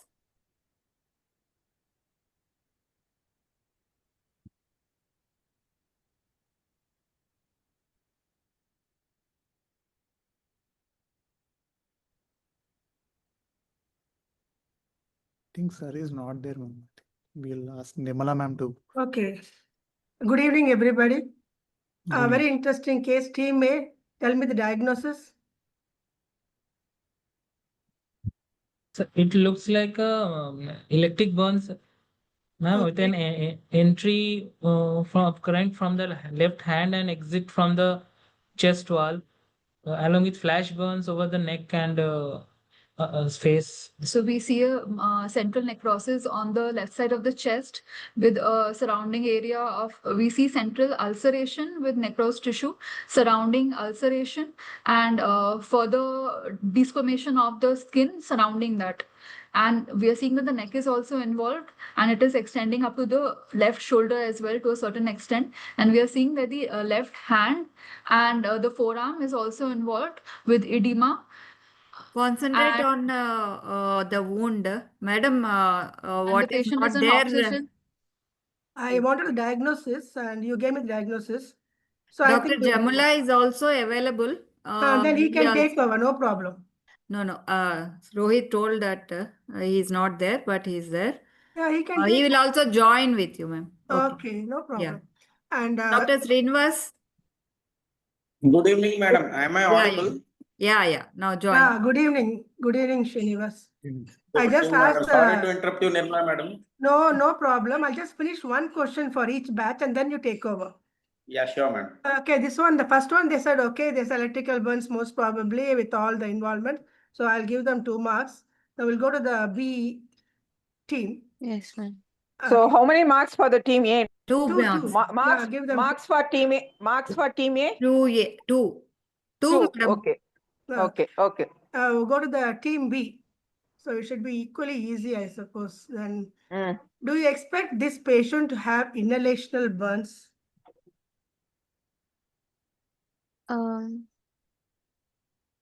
Yes, ma'am. If it has happened in a yes. Yes, why? Just give me one. You are correct, but why? How? Sir, one, the fumes could have he would have inhaled the fumes. Yes. Toxic fumes. Second, there is burns over the neck, which can cause edema over the edema. Yes. And if yes.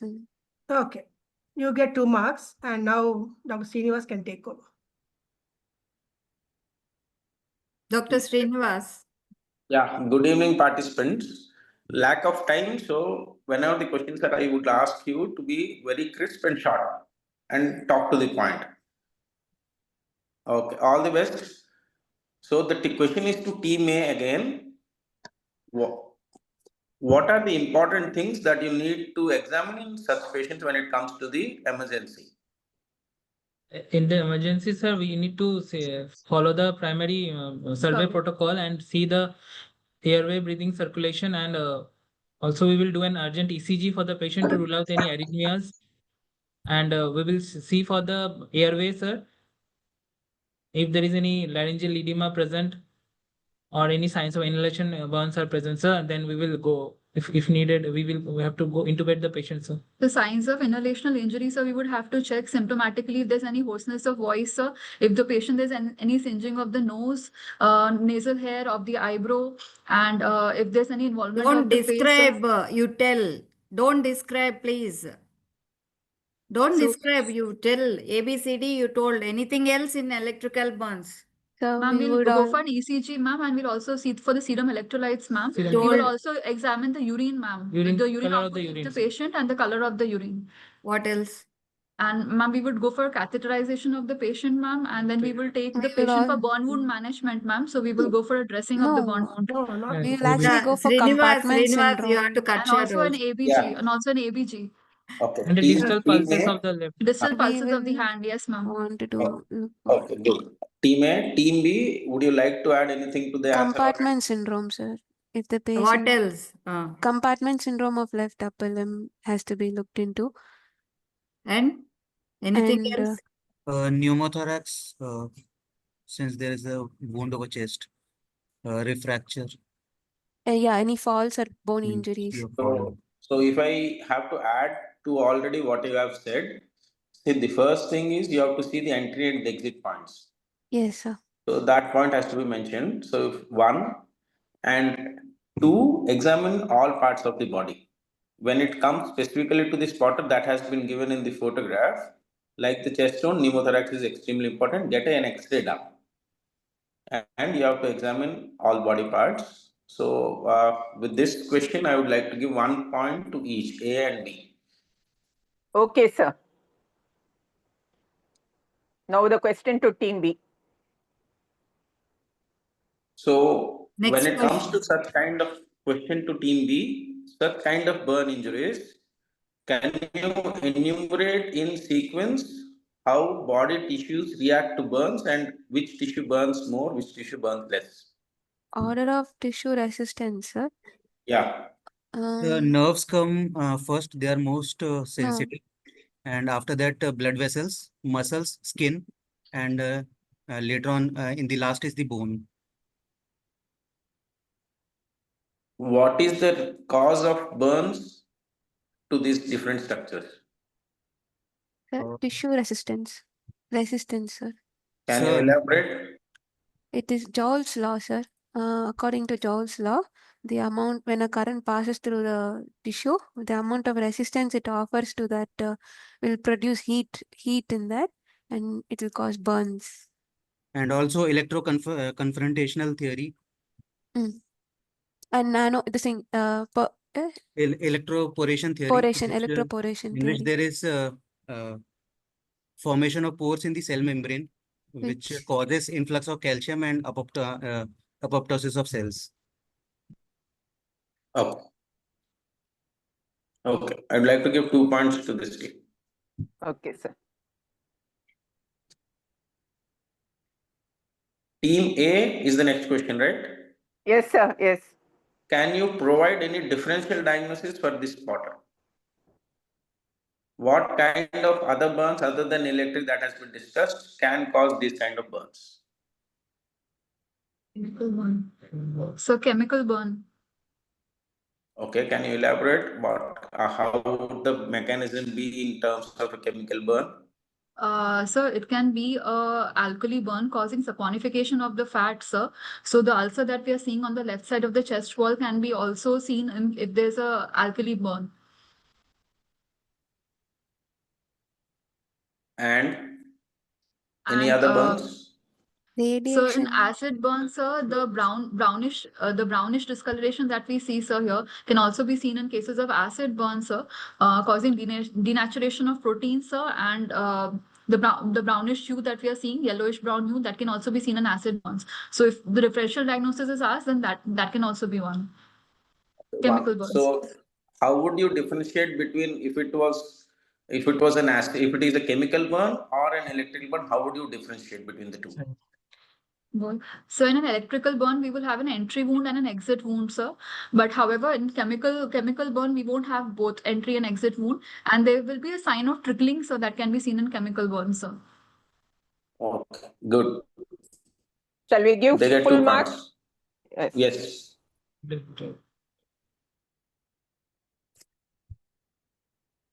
Question to team B. What would be the fluid management in such kind of burns?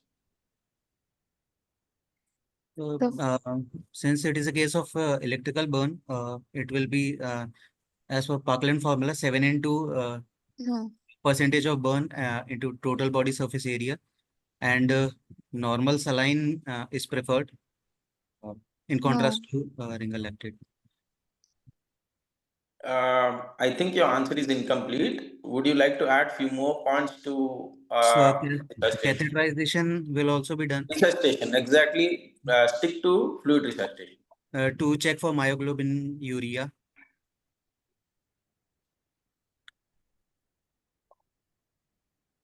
The How fluid. How will you titre? The hourly basis, ma'am, based upon urine output, lactate and base deficit, we can titrate the fluid requirement. So we have to maintain the urine output is lactates adequate less than 2 as 1 to 2. Normally urine output expected is 1 ml per kg, but in How much in electrical burns? to 2 ml per kg body weight. And what would you like to do anything to add to the IV fluids that you're Yes, giving? we would add to sodium bicarbonate and mannitol. Sodium bicarbonate will help alkalize the urine, so it will prevent the crystallization of the myoglobin. So hence it does not cause acute tubular necrosis. And yes, mannitol also. Okay. You'd like to add anything, madam? Nilma, madam? Or you can ask the team A to supplement if you feel it is not sufficient. Team A, would you like to add something? Sir, normally the fluid resuscitation in electric burns, it gets underestimated by the Parkland's formula, sir. So we need to titrate according to urine output. The targeted urine output is 2 ml per kg per hour, sir. And accordingly, we have to give the fluid, sir. And we have to check for the color of the urine, sir. If it is pigments present in urine, then we should go for mannitol diuresis. And we can give mannitol and maintain the urine output as 200 to... Already they don't repeat the things. Yeah. So in electrical burns, there is no specific formula to elicit or to know what you have IV fluids.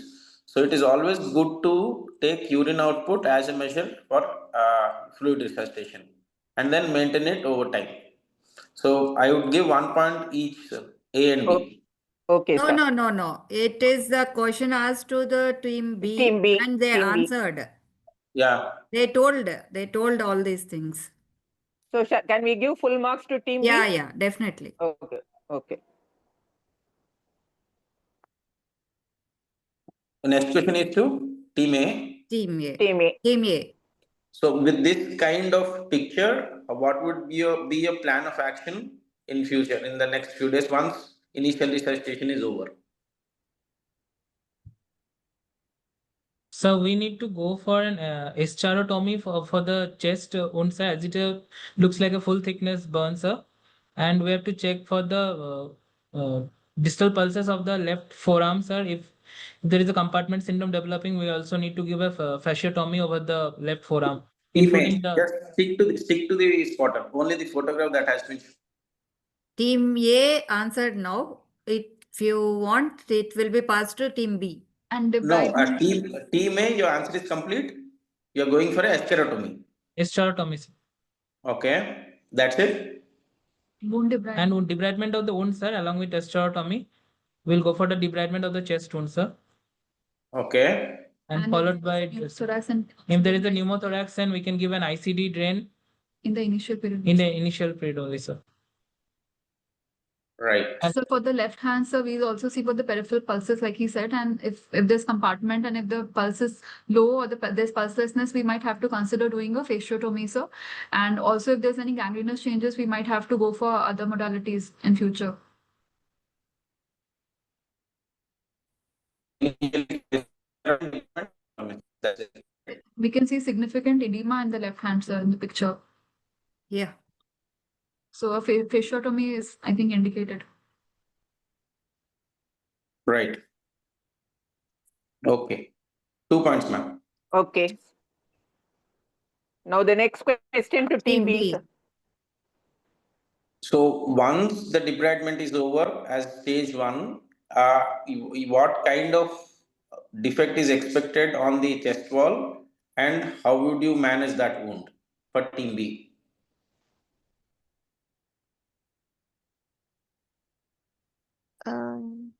So initially it appears to be an ulceration over left side of chest, but the surrounding area is also a full thickness burn. So will eventually need a tangential excision subsequently. No. Total burn wound excision. Excision of the wound. What you will expect after excision is the question. Sir? What you are going to expect after excision? What is the defect going to be ensured after the excision or the debridement of the wound? Usually the skin will be the maximum thickness burn, so full thickness burn. So probably the muscle bed would be intact only, sir. Okay. So pec major would be intact and team A? Team A. So looking at the depth of the wound, the underlying muscle can also be necrosed, sir. Looks like a full thickness burn. So the defect can be the exposed ribs along with the intercostal muscles, or exposed pleura can also be seen, sir. So we would have to give a local flap cover, sir, mostly. So in the initial period, we can go for an NPWT, but we will have to eventually plan a local flap cover, sir. So we can use an advancement flap from the abdomen on the left side and advance it into the defect later on. Or so we can also go for a free flap cover later on if the patient recovers well. Okay. So once the debridement is there, with respect to the kind of defect that we can accept, I agree with you that there will be a full thickness defect. Muscles are also expected to be necrosed, and very likely that there will be exposure of the ribs and a open pneumothorax and open thorax. So that needs to be covered with whatever possibilities are there in the local region. Free flap will not be a viable option in this patient in this scenario because of the kind of burns that the patient has and paucity of any recipient vessels in and around that kind of an wound. So 1 point for 1 point for team A, madam. Team A. Yeah. Okay. With this kind of burns, this question is to team A. So with this kind of burns, what are the complications that you can expect in the immediate, early, and late phases? In the immediate period, sir, because of the defect with exposed pleura, Cardiac arrhythmias. in the cardiac arrhythmias can occur, sir, along with chest infection can occur, sir, pyothorax Electrolyte disbalance. and systemic problems like electrolyte disturbance occur along with the myoglobinuria can cause affect the kidneys, sir. Acute renal failure can also occur, sir. And That is the immediate. Immediate Then, complications, sir. Early complications. So because of the full thickness depth of the burn, sir, the patient can eventually have a local site infection, infection of the burn wound, sir. So the patient can go into systemic SIRS and MODS, sir. And so late complications, sir, because of the effect. The left arm being affected, sir, the patient might have gangrenous changes in the hand, sir. He might eventually end up with amputation, sir. And the patient might also have a big defect in the chest wall with a need for a flap cover, post-burn contractures, and post-burn sequelae, sir. Yeah, the post-burn contracture can occur as the wound is extending towards the axilla and the neck, so we can get a contracture involving the chest and the neck or the chest and the axilla.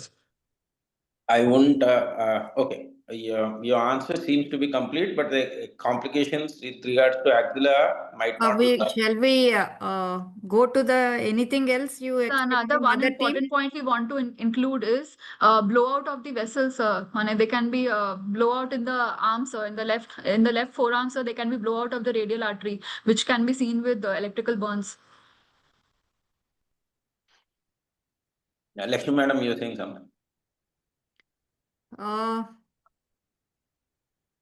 Sir, can we give the full marks to this team? Team A? Yeah. Yes. I think one more question, Srinivas, to team B. Team B. With that, we can go to the moderator questions. One more question to team B. Okay, team B, once more. What are the feasible options for reconstruction of a mid chest wall defect, like in the photograph that has been seen? Once you debride, it is very likely that in and around the nipple, around the fourth, third, and fifth intercostal space, there is going to be a full thickness defect exposing ribs and probably the pleural cavity. How would you like to manage the defect and cover it? So latissimus dorsi muscle flap and pectoralis major muscle flap from the opposite side. Okay, anything else? Rectus abdominis, transverse abdominis flaps. Can you repeat that again? Transverse rectus abdominis flap. Yes, sir. Okay. Anything else? So free flap can be done, but since it is an electrical injury, so the surrounding recipient vessel is at a risk of thrombosis. So they might We be. can also. What is the role of NPWT or negative pressure wound therapy in such kind of wounds? So decreases bacterial load and toxins. Do you prefer using it or not? Yes, sir. Decreases edema, toxins, and promotes angiogenesis and. Okay. Having handled this case, we didn't prefer NPWT because it was an open pneumothorax. So because the thoracic cavity was connected, NPWT was not an option. Free flap in these kind of wounds is not an option. Of all the answers that you had given, pedicled LD from the ipsilateral side is one option. Pectoralis major from opposite side will not reach. And transverse rectus abdominis or rectus abdominis flap is an option, and that too from the contralateral, because ipsilateral side, where it is possible that internal memory might be occluded because of the burns. So having given one correct answer, I would like to give you the points. So 2 marks? 2 marks too. Yeah. Okay. Yes, sir. So now, thank you, Dr. Jamula. We Thank you, will ma'am. move to the moderator questions now. Time is over. The team A, the team B said you add mannitol and soda bicarbonate. What can be the downside of using these things? इनसे क्या हो सकता है? Alkalosis. Alkalosis can Mannitol. occur. Alkalosis can occur, ma'am. Metabolic alkalosis. Metabolic So alkalosis tell can me occur. about mannitol. If you add mannitol, what will happen? And if you add soda bicarbonate separately? Ma'am, can I answer? Diuresis No, can no, occur, no. ma'am, with Yeah, mannitol. team A, Diuresis. because you answered is our team A's turn. Mannitol can cause the diuresis, and if there is more diuresis, the patient can go into dehydration, ma'am. Yes. And then? And then AKI can occur, ma'am. Okay. And if you Then add the why soda you want bicarb, to? soda bicarb, what happens? Metabolic alkalosis. Ma'am, the patient might end up into metabolic alkalosis, ma'am, because of soda bicarb. Arre. Okay. So both the answers are correct. Can the team B add something You else? cannot monitor the fluid resuscitation, ma'am. Like Yes. because of mannitol, you cannot monitor what exactly here, and you cannot not monitor your base deficits because you're alkalizing the urine. Right. So 1 mark each to team A and team B. Team B. What is how do you connect severity of burns to the circumference of the area tissue involved? Severity of burns too. Less is the circumference, more is the severity. As in case of Yes. electrical burns, the more severity is at around the wrist because it has less cross-sectional area and the severity is more. Okay, that's good. So it's called inversely proportional. Inverse. Right? So we'll give them 2 marks. Angel. Okay, okay. Now we'll go to the team A again. I think most of the questions are asked, but okay. Team A, there was something the team B talked about electroporation and electroconformational denaturation, right? There was a mistake in that. Please tell me how are these two different? Electroporation and electroconformational denaturation.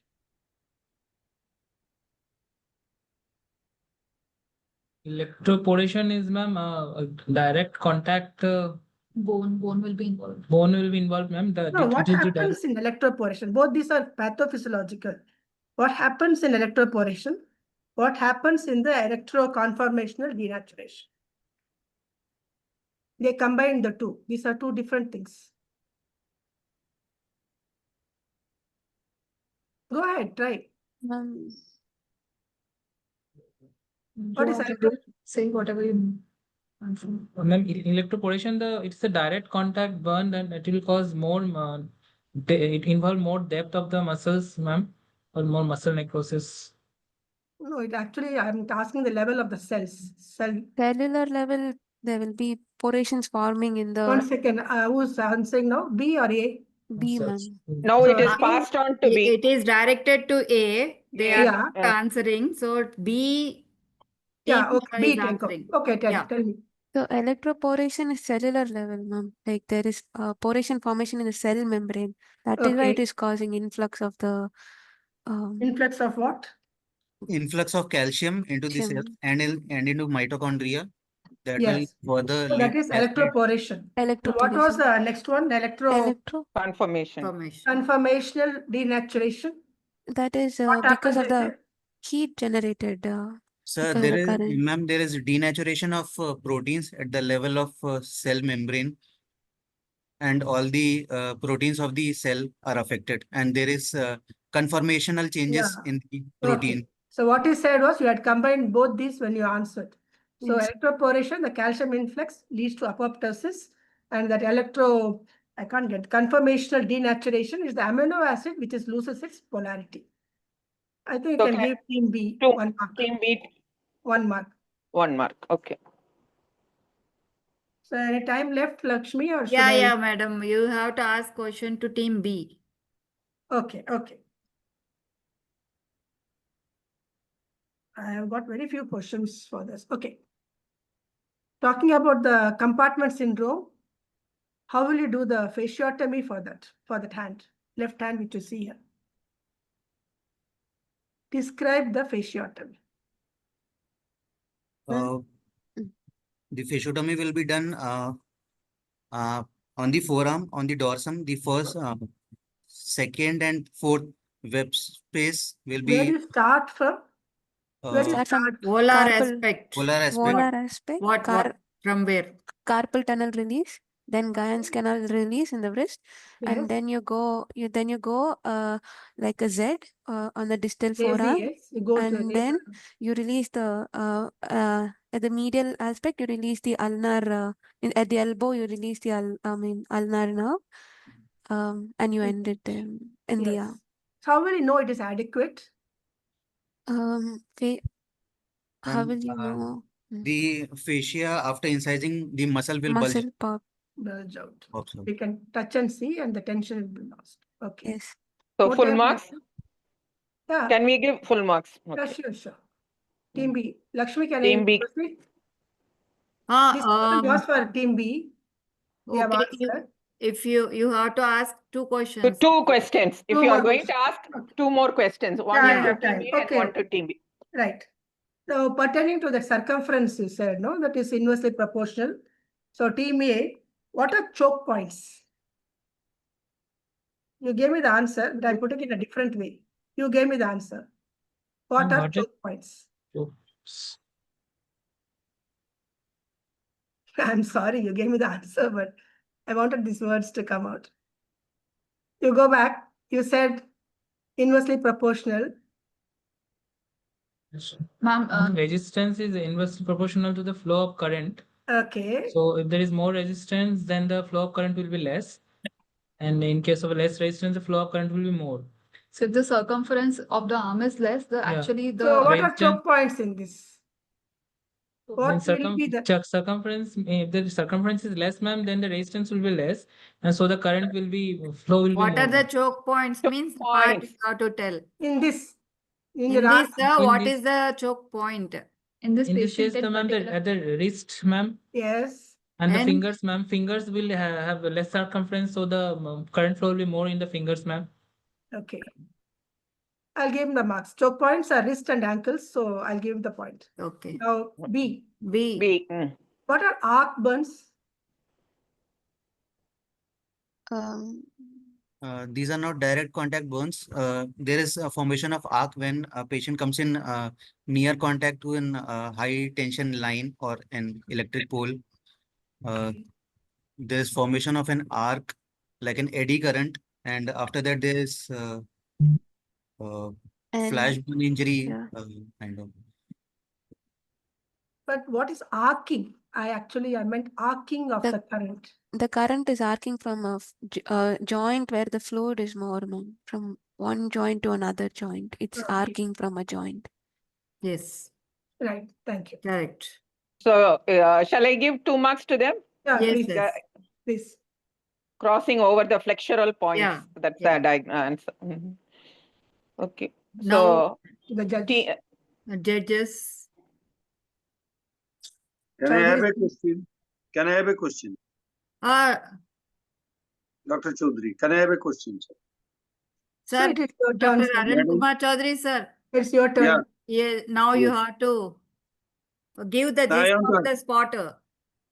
Yeah, I will tell about it, but before that, I have a question. Yes, sir, ask. Regarding the basic point of this patient, what do you expect in the history, which is very, very important for this patient to know?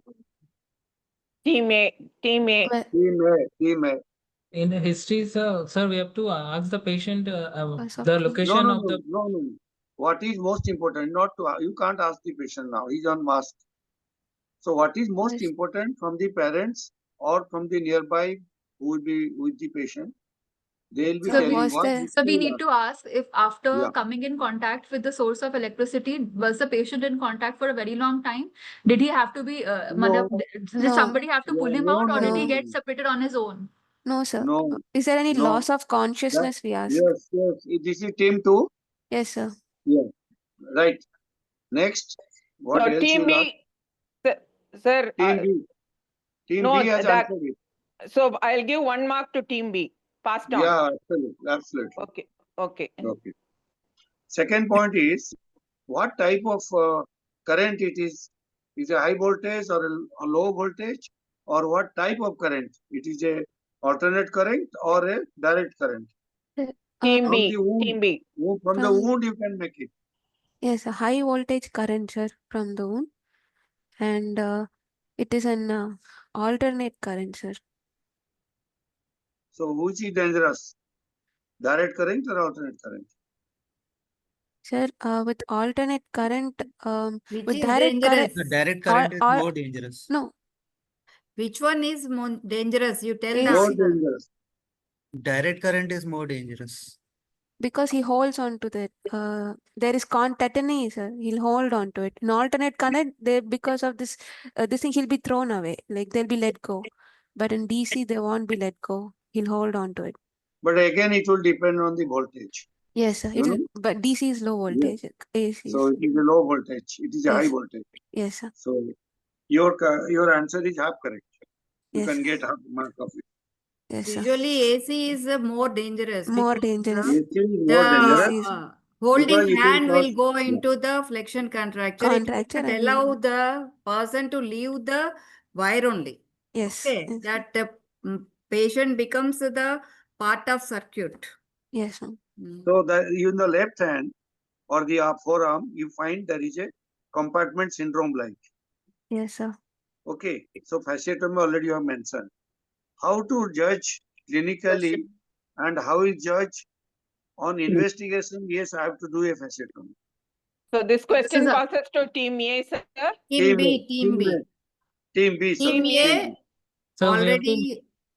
No, sir. First Team question B. is to team A, and it is passed on to team B. They Okay. answered.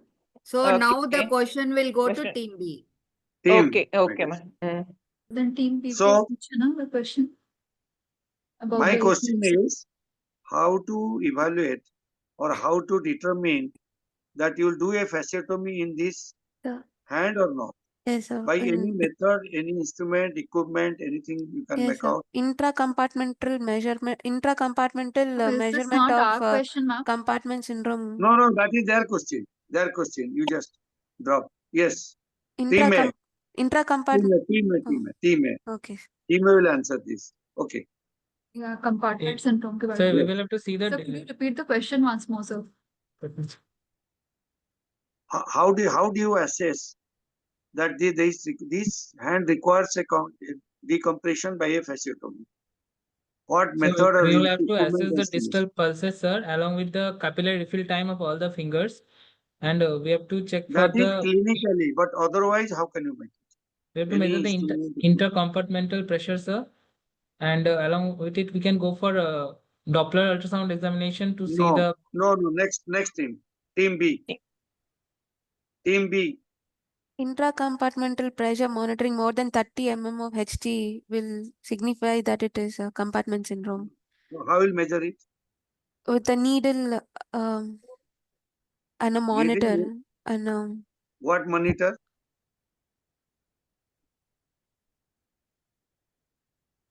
no, sir. So you get half of the mark. Okay. Only half mark because it will be only when you put it the CBC monitor, central venous pressure monitor, and there you can see it is more than what you rightly told. But however, the 30 mm is not the cutoff point. You have to 40. clinically also judge. Okay. Then you do have to do a fasciotomy. Okay. Both teams are equally been questioned, ma'am.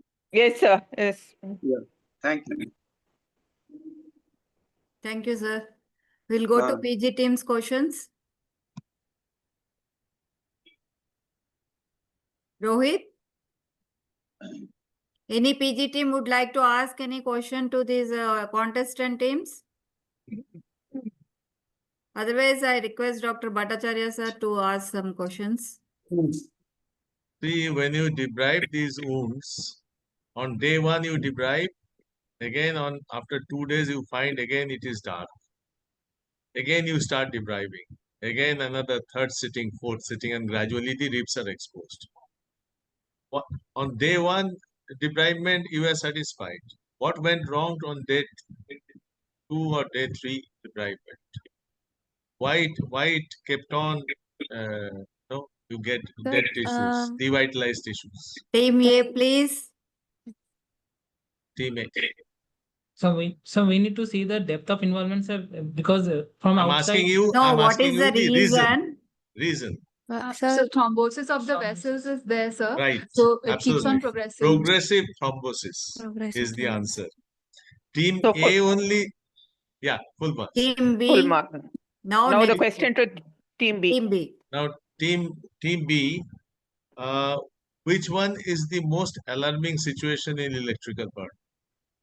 Say after 6 days, 7 days. 7 days because of vascular and like there can be bleeding, sir. What is 7 that days, called? 7 What is that called? blowout. What's that? Vascular Blowout only, or sir. anything? Correct, sir. It's a blowout. secondary hemorrhage or blowout. Secondary, yes, sir. Correct. Secondary hemorrhage and blowout. Correct. So full Now marks. 2 marks. 2 marks. Full marks. Okay. Mhm. Team A said advancement of abdominal flap. How do you make the incision in this particular phase for advancement, and how much tissue you can advance really? Team A. Is it? Sir, I would like to revise my answer, sir. The tissue will be insufficient on the same side of the injuries. On the left side, the tissue will not be sufficient in order to cover the whole defect because the defect will be quite large. So advancement flap is not feasible. Yes, sir. It's not feasible. Okay. The team B is, suppose you have to use the 3 muscles which you mentioned. Yes. So I To give full cover marks the- to team A, sir. Yeah. Hmm. It's 1 mark because initially they said advancement. And team B, the 3 muscles which have been mentioned, the local muscles, local regional muscles, which one will you prefer if it is feasible? Tram flaps. Beg your pardon? Tram flaps, sir. Transverse rectus abdominis flap. So Will it- latissimus dorsi, sir. Because it is Yeah. LD. The answer is lat dorsi. Why? Okay. Why not opposite pec major? Why not transverse abdominis? And why LD? So lat dorsi has a longer pedicle, and posteriorly the burn area is not.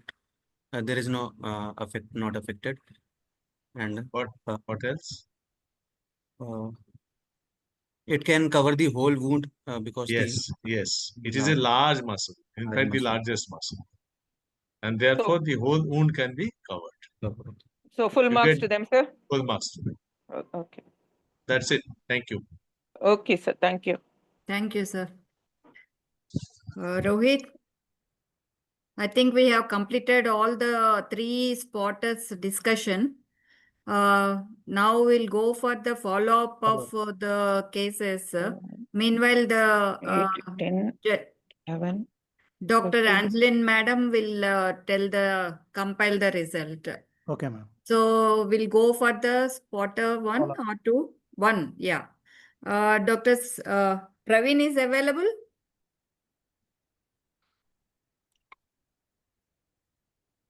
Dr. Praveen? Yes, I am there. Yeah. You can explain related to this case.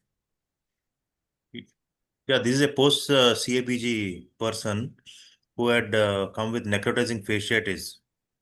He's a diabetic also. So in this wound, we have done we have used multiple things like serial debridements. Then we have done vac therapy. And then we have used matridum to cover some exposed joint areas and ligaments, and also the heel part, calcaneal area. And then we have put a graft at the same sitting. So the last one shows the ultimate result of that. Sometimes, actually, this patient was suggested amputation at a corporate hospital, for which they refused totally. And their daughter came with request that something has to be done to save the limb. They didn't want amputation. So we told them all the risks, and then we went ahead with these procedures. And almost, I think, all the thing It went on for a few months before the last result had come. So actually, this spotter we kept here because Matriderm was used to cover the exposed structures and applied skin graft over that. Yes. Because we discussed the various materials, dermal substitutes. So that is the reason we have kept this spotter to explain you the thing. Thank you, Dr. Praveen. Thank you. You can see the excellent coverage. The second spotter is the result of the second spotter. I invite Dr. Venkateshwaran Yeah. To explain us. Yeah, thank you, ma'am. So actually, in terms of like just answering it the way they asked the questions. So in terms of the sequence, what I did basically, the patient could not the deformity was such that he could not make a fist at all with both the hands. So he was not using both his hands. So he was okay with going ahead with both the hands in one stage. So I operated him, did a complete excisional release of the scar, and about the splinting and positioning, I already explained. We had done a ball kind of thing, and to maintain maximum graft position. And he required only one more. The graft take was really good. Only one more subsequent surgery he required for some minor web creeps that he developed, which I handled with doing multiple Z-plasties and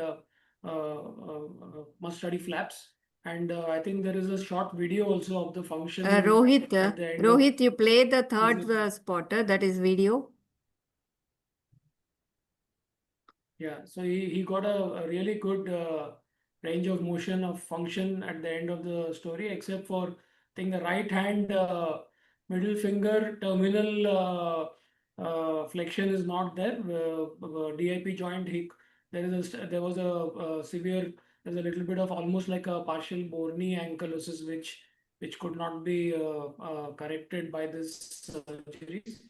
But for now, he is extremely satisfied and gone back to work. The only skin grafting was done, and no other dermal substitutes. Luckily, no joint or bone was exposed post the excision of the scar, and just classic physiotherapy, splinting exercises, use of compression garments, and Somebody is talking, please mute you. Done, ma'am.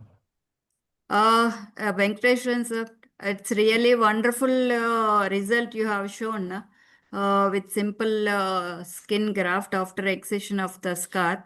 Really, the web space was very adequate, and all the web spaces, first web space and other spaces, and the functional angulation or movement of all the fingers at all joints except one or two joints in PIP. But he has regained the almost 100% function. Yes, So it was very severe hypertrophied scar, restricting the movements of the hand. I think he might have not used his hands for long. The beauty is in this is palm is not involved and the web is almost involved in the dorsal aspect and mostly confined to the dorsal aspect and the web spaces. It was wonderfully released and resurfaced with the skin graft and splinting physiotherapy. But the most important is the take-up of the graft. So I think the 100% was taken up, isn't it? Yes, ma'am. Yes. Yes, ma'am. Wonderful. Did not require any further, like only one subsequent surgery was done after 3 to 4 months for some web creeps. Yeah. Couple of. So one of the teams preferred a flap cover, yes. But if it involves even the OLAR aspect, definitely the flap would have been the option. to maintain the web space. But here it's involved the only dorsum, and that is completely excised and resurfaced with the skin graft. And with good splinting and physiotherapy, he gained back the function, isn't it, sir? Yes, ma'am. Yes, ma'am. Yeah. Thank you very much. Thank you so much. We'll move to the third spotter. So this Dr. Jamula Srinivas, I think, available. And this first one is the video. It was treated initially by him and later by me at Usmania. So I invite Dr. Jamula to just narrate the spotter follow-up. Instruments. Dr. So Jamula what we did Srinivas. was, yeah. So what we did was we debrided the wound on the chest wall. I'm focusing myself on the chest as per the spotter. So with initial resuscitation and all, after a couple of days, we took the patient for debridement. So once we debrided, there was a defect on the chest wall, full thickness, exposed ribs, and pleural cavity. Now, electrical burns need multiple sittings of debridement, but it was not possible for us to leave this chest defect in an open way and then wait. So what we did was, in the same stage, we did a pedicle LD from the ipsilateral side. So the skin on the back was burnt, but the LD was spared. And if you can see, the axilla is also spared because the pedicle was spared. We did a pedicle LD to cover the chest wall defect, and we took him again for debridement after the pedicle flap was done, 2 days later, to look for re-debridement of the electrical burns. And because the skin was deficit in that child, we took the father's skin for skin grafting on the raw areas as a biological cover and his own graft on the pedicle LD. And then he went multiple procedures with us and with Osmania Hospital with Dr. Lakshmi. He's at present doing well, but that crisis phase, this is what we had done. I congratulate Srinivas for the initial procedure and saving the life. That is the most important. Go to previous slide, Rohit. Rohit, go to the previous slides. Yeah. So this was the condition. Next to this. Next to this. So he had the wounds apart from the chest wall, the scalp as well as back. What he covered with the homograft resulted into the deep raw area, and the wounds on the upper limbs, both upper limbs and the lower limbs. So he was having multiple wounds. So the chest wall also, you can see the LD flap area, the graft is taken up, and the rest of the area resulted into raw area. So the chest wall has the large wound, and the back scalp with the exposed bone, and both upper limbs and lower limbs and buttocks were also having the wounds. And the patient was emaciated, and hemoglobin was less, proteins were less. So we had to build up the with this condition. They advised properly that the skin bank is available at Usmania. You please go there. So the patient landed with us, and we received him, and we resuscitated, like improved his general condition for the wound healing. Actually, these photos are after treating with the dressings and nutrition, albumin, blood transfusions, and mobilization, and motivating him psychologically also. So team approach, what is required for burn patients. All the teams acted on him, and then we taken him for the chest wall covered with the skin bank skin, and there are multiple stages. It's always we do the sandwich grafting. So from whatever the areas available donors, we have taken small thin graft and meshed for 1:4 and followed, we covered with the skin bank skin. So the in stages, chest wall we did 2 times, and the back 1 time. So finally the wounds healed, and the upper limbs as well as the buttocks and the lower limbs.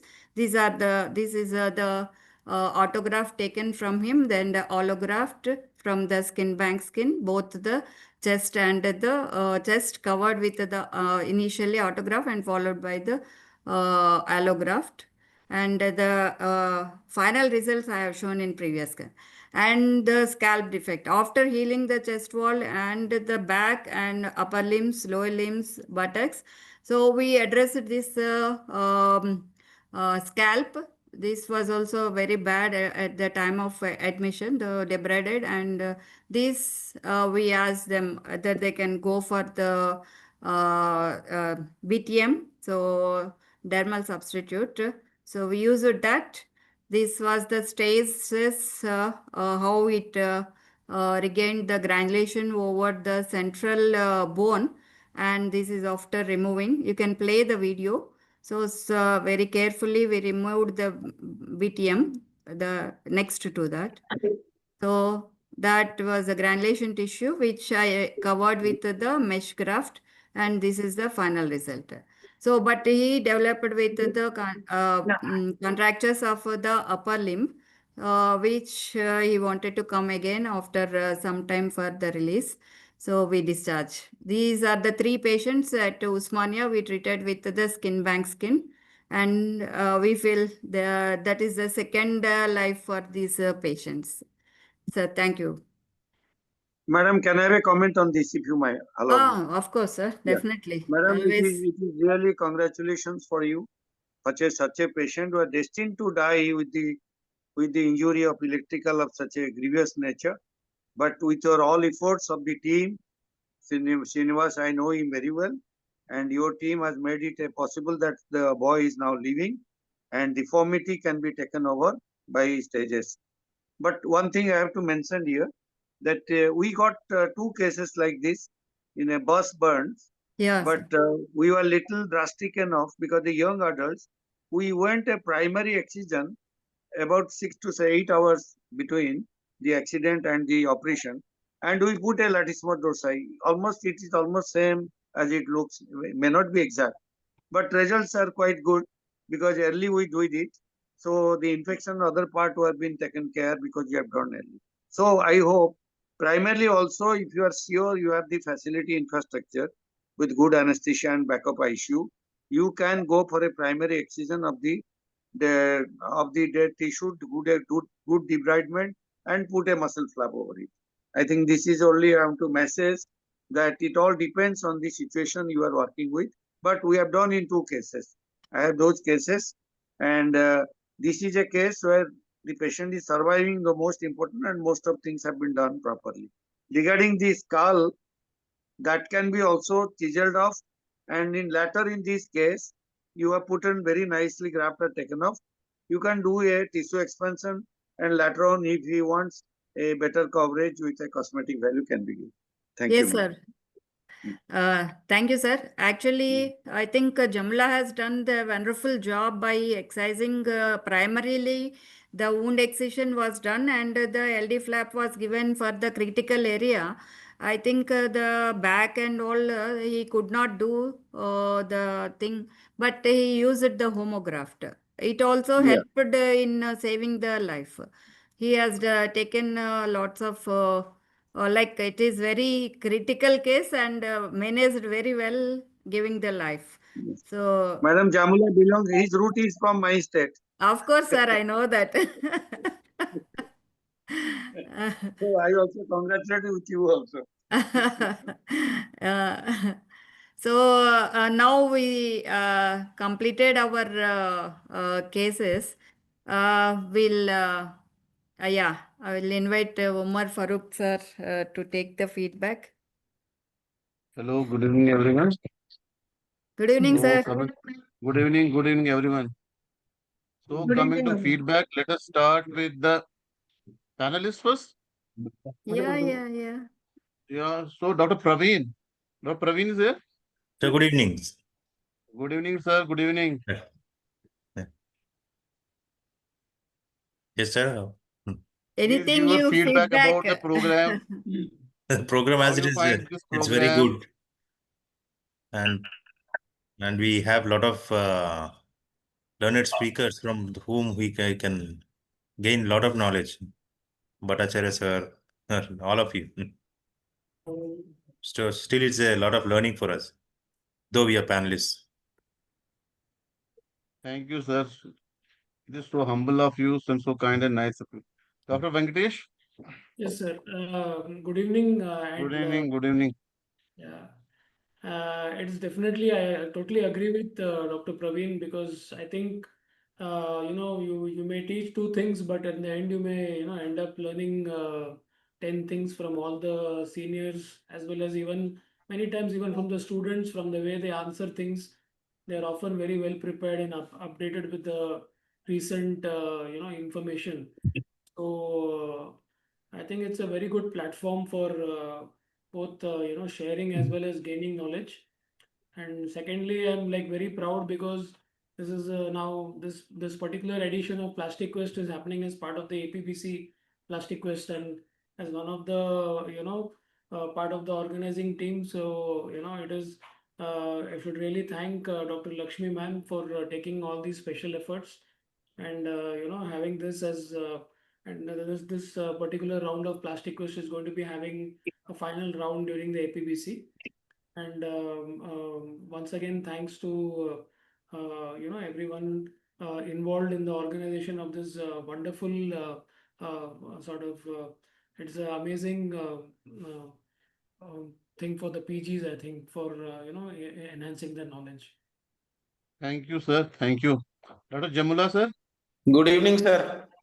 Good evening, sir. Good evening. Your comments, please.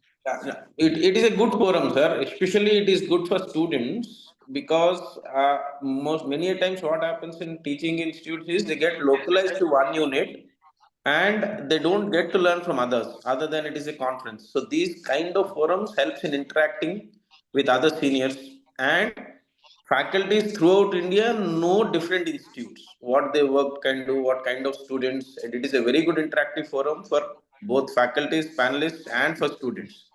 So I congratulate all the people involved in Plastiquest for such a great forum. I think it's a long way to go, and then this is probably one of the busiest programs online. Thank you, sir. Thank you. Now coming to the moderators, Dr. Sujata ma'am is there?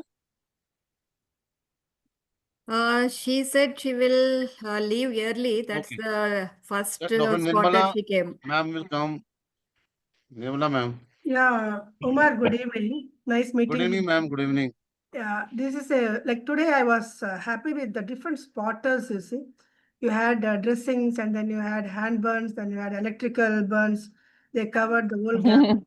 So the hard work of Dr. Lakshmi and the tenacity she shows, and keeps up the quality. So I really should appreciate that. And it was so nice interacting with our seniors, it's nice to be students again. So to learn from them, and the students who took part in this, they have put in a lot of hard work, so they have to longer to go. Maybe they have to study a little bit, but on the whole, a very good forum. So thank you, everybody. Thank you, ma'am. Now going to our judges. So let us start with Dr. Vijay sir. Sir is not available. Okay, then RK sir. Sir is also not there. Has some meeting. He left. Then our Angelina ma'am. She is working very hard. Very hard. Keeping a score of everything. Score of the faculty, score of the students. She is taking everything. Good evening, ma'am. Good evening. Good evening, sir. Today it was a really, really tough competition. Actually, the questions were of real high standard. Actually, very, very tough questions. And the team had to really fight. Actually, it was really tough competition. And I congratulate both the teams. It was a very narrow margin. Team A did really well in the first one, and it was equal. There's just a mark difference in the first spotter. But when it came to the second spotter, team A was actually far ahead than the team B. But in the third, the team B got over and they were far ahead. But totaling all the three, I got 39 marks for team A and 36 for Team B. Oh, So God. congratulations, Neck to neck. Team A. Neck to neck. It was Neck a to neck, neck to neck competition. neck to neck. Congratulations. Congratulations, Very good teams. Both the attempt by teams. both the teams. teams. Very, very good. Very, very So nice let us have performance. their, I let us should have their, congratulate the panelists. Hey, thank you. Sir? Thank you, ma'am. Thank you, ma'am. let us have the comments of the Teams. students. We are not taking their comments, no? Let us have their comments. Team A, your feedback. How were PGs. the panelists? So we How would is the like to program? thank all the organizers for organizing such a session because it's a very good learning experience for us. So we are thankful for giving us a chance to participate, and in general, it's a good learning experience for all of us. So thank you for organizing it. Team B. Sir, thank you for this session, sir. It's a very good learning experience for me. And yes, in a very short time, we could learn so much from many faculty, sir. That was like the best part for me. Good luck Thank to you, both sir. the teams for your future Wish you endeavors. all the best. All the best. Thank And you, let sir. us go to now Devi sir. He is the final blast is from the Devi sir. Thank you, sir. Thank you, Umar Farooq sir. And on behalf of Lakshmi Madam, Umar Farooq sir, Rohit sir, I give the vote of thanks. I'm really thankful to today's panelist, Praveen sir, Dr. Jamula, Dr. Venkateswaran sir, for your nice organizing of the questions and presenting it to the audience. Our moderators, Sujata Madam and Nirmala Madam, for nicely moderating the session also. The discussions on dressings and that first quarter, it was very extensive and exhaustive. Again, led well by Vishweshwar Bhattacharya sir, with all specific questions which we don't regularly get to see in many situations. We don't discuss much about it. Other than that, I am really thankful to our judges, as usual, Anjali Madam, for your tight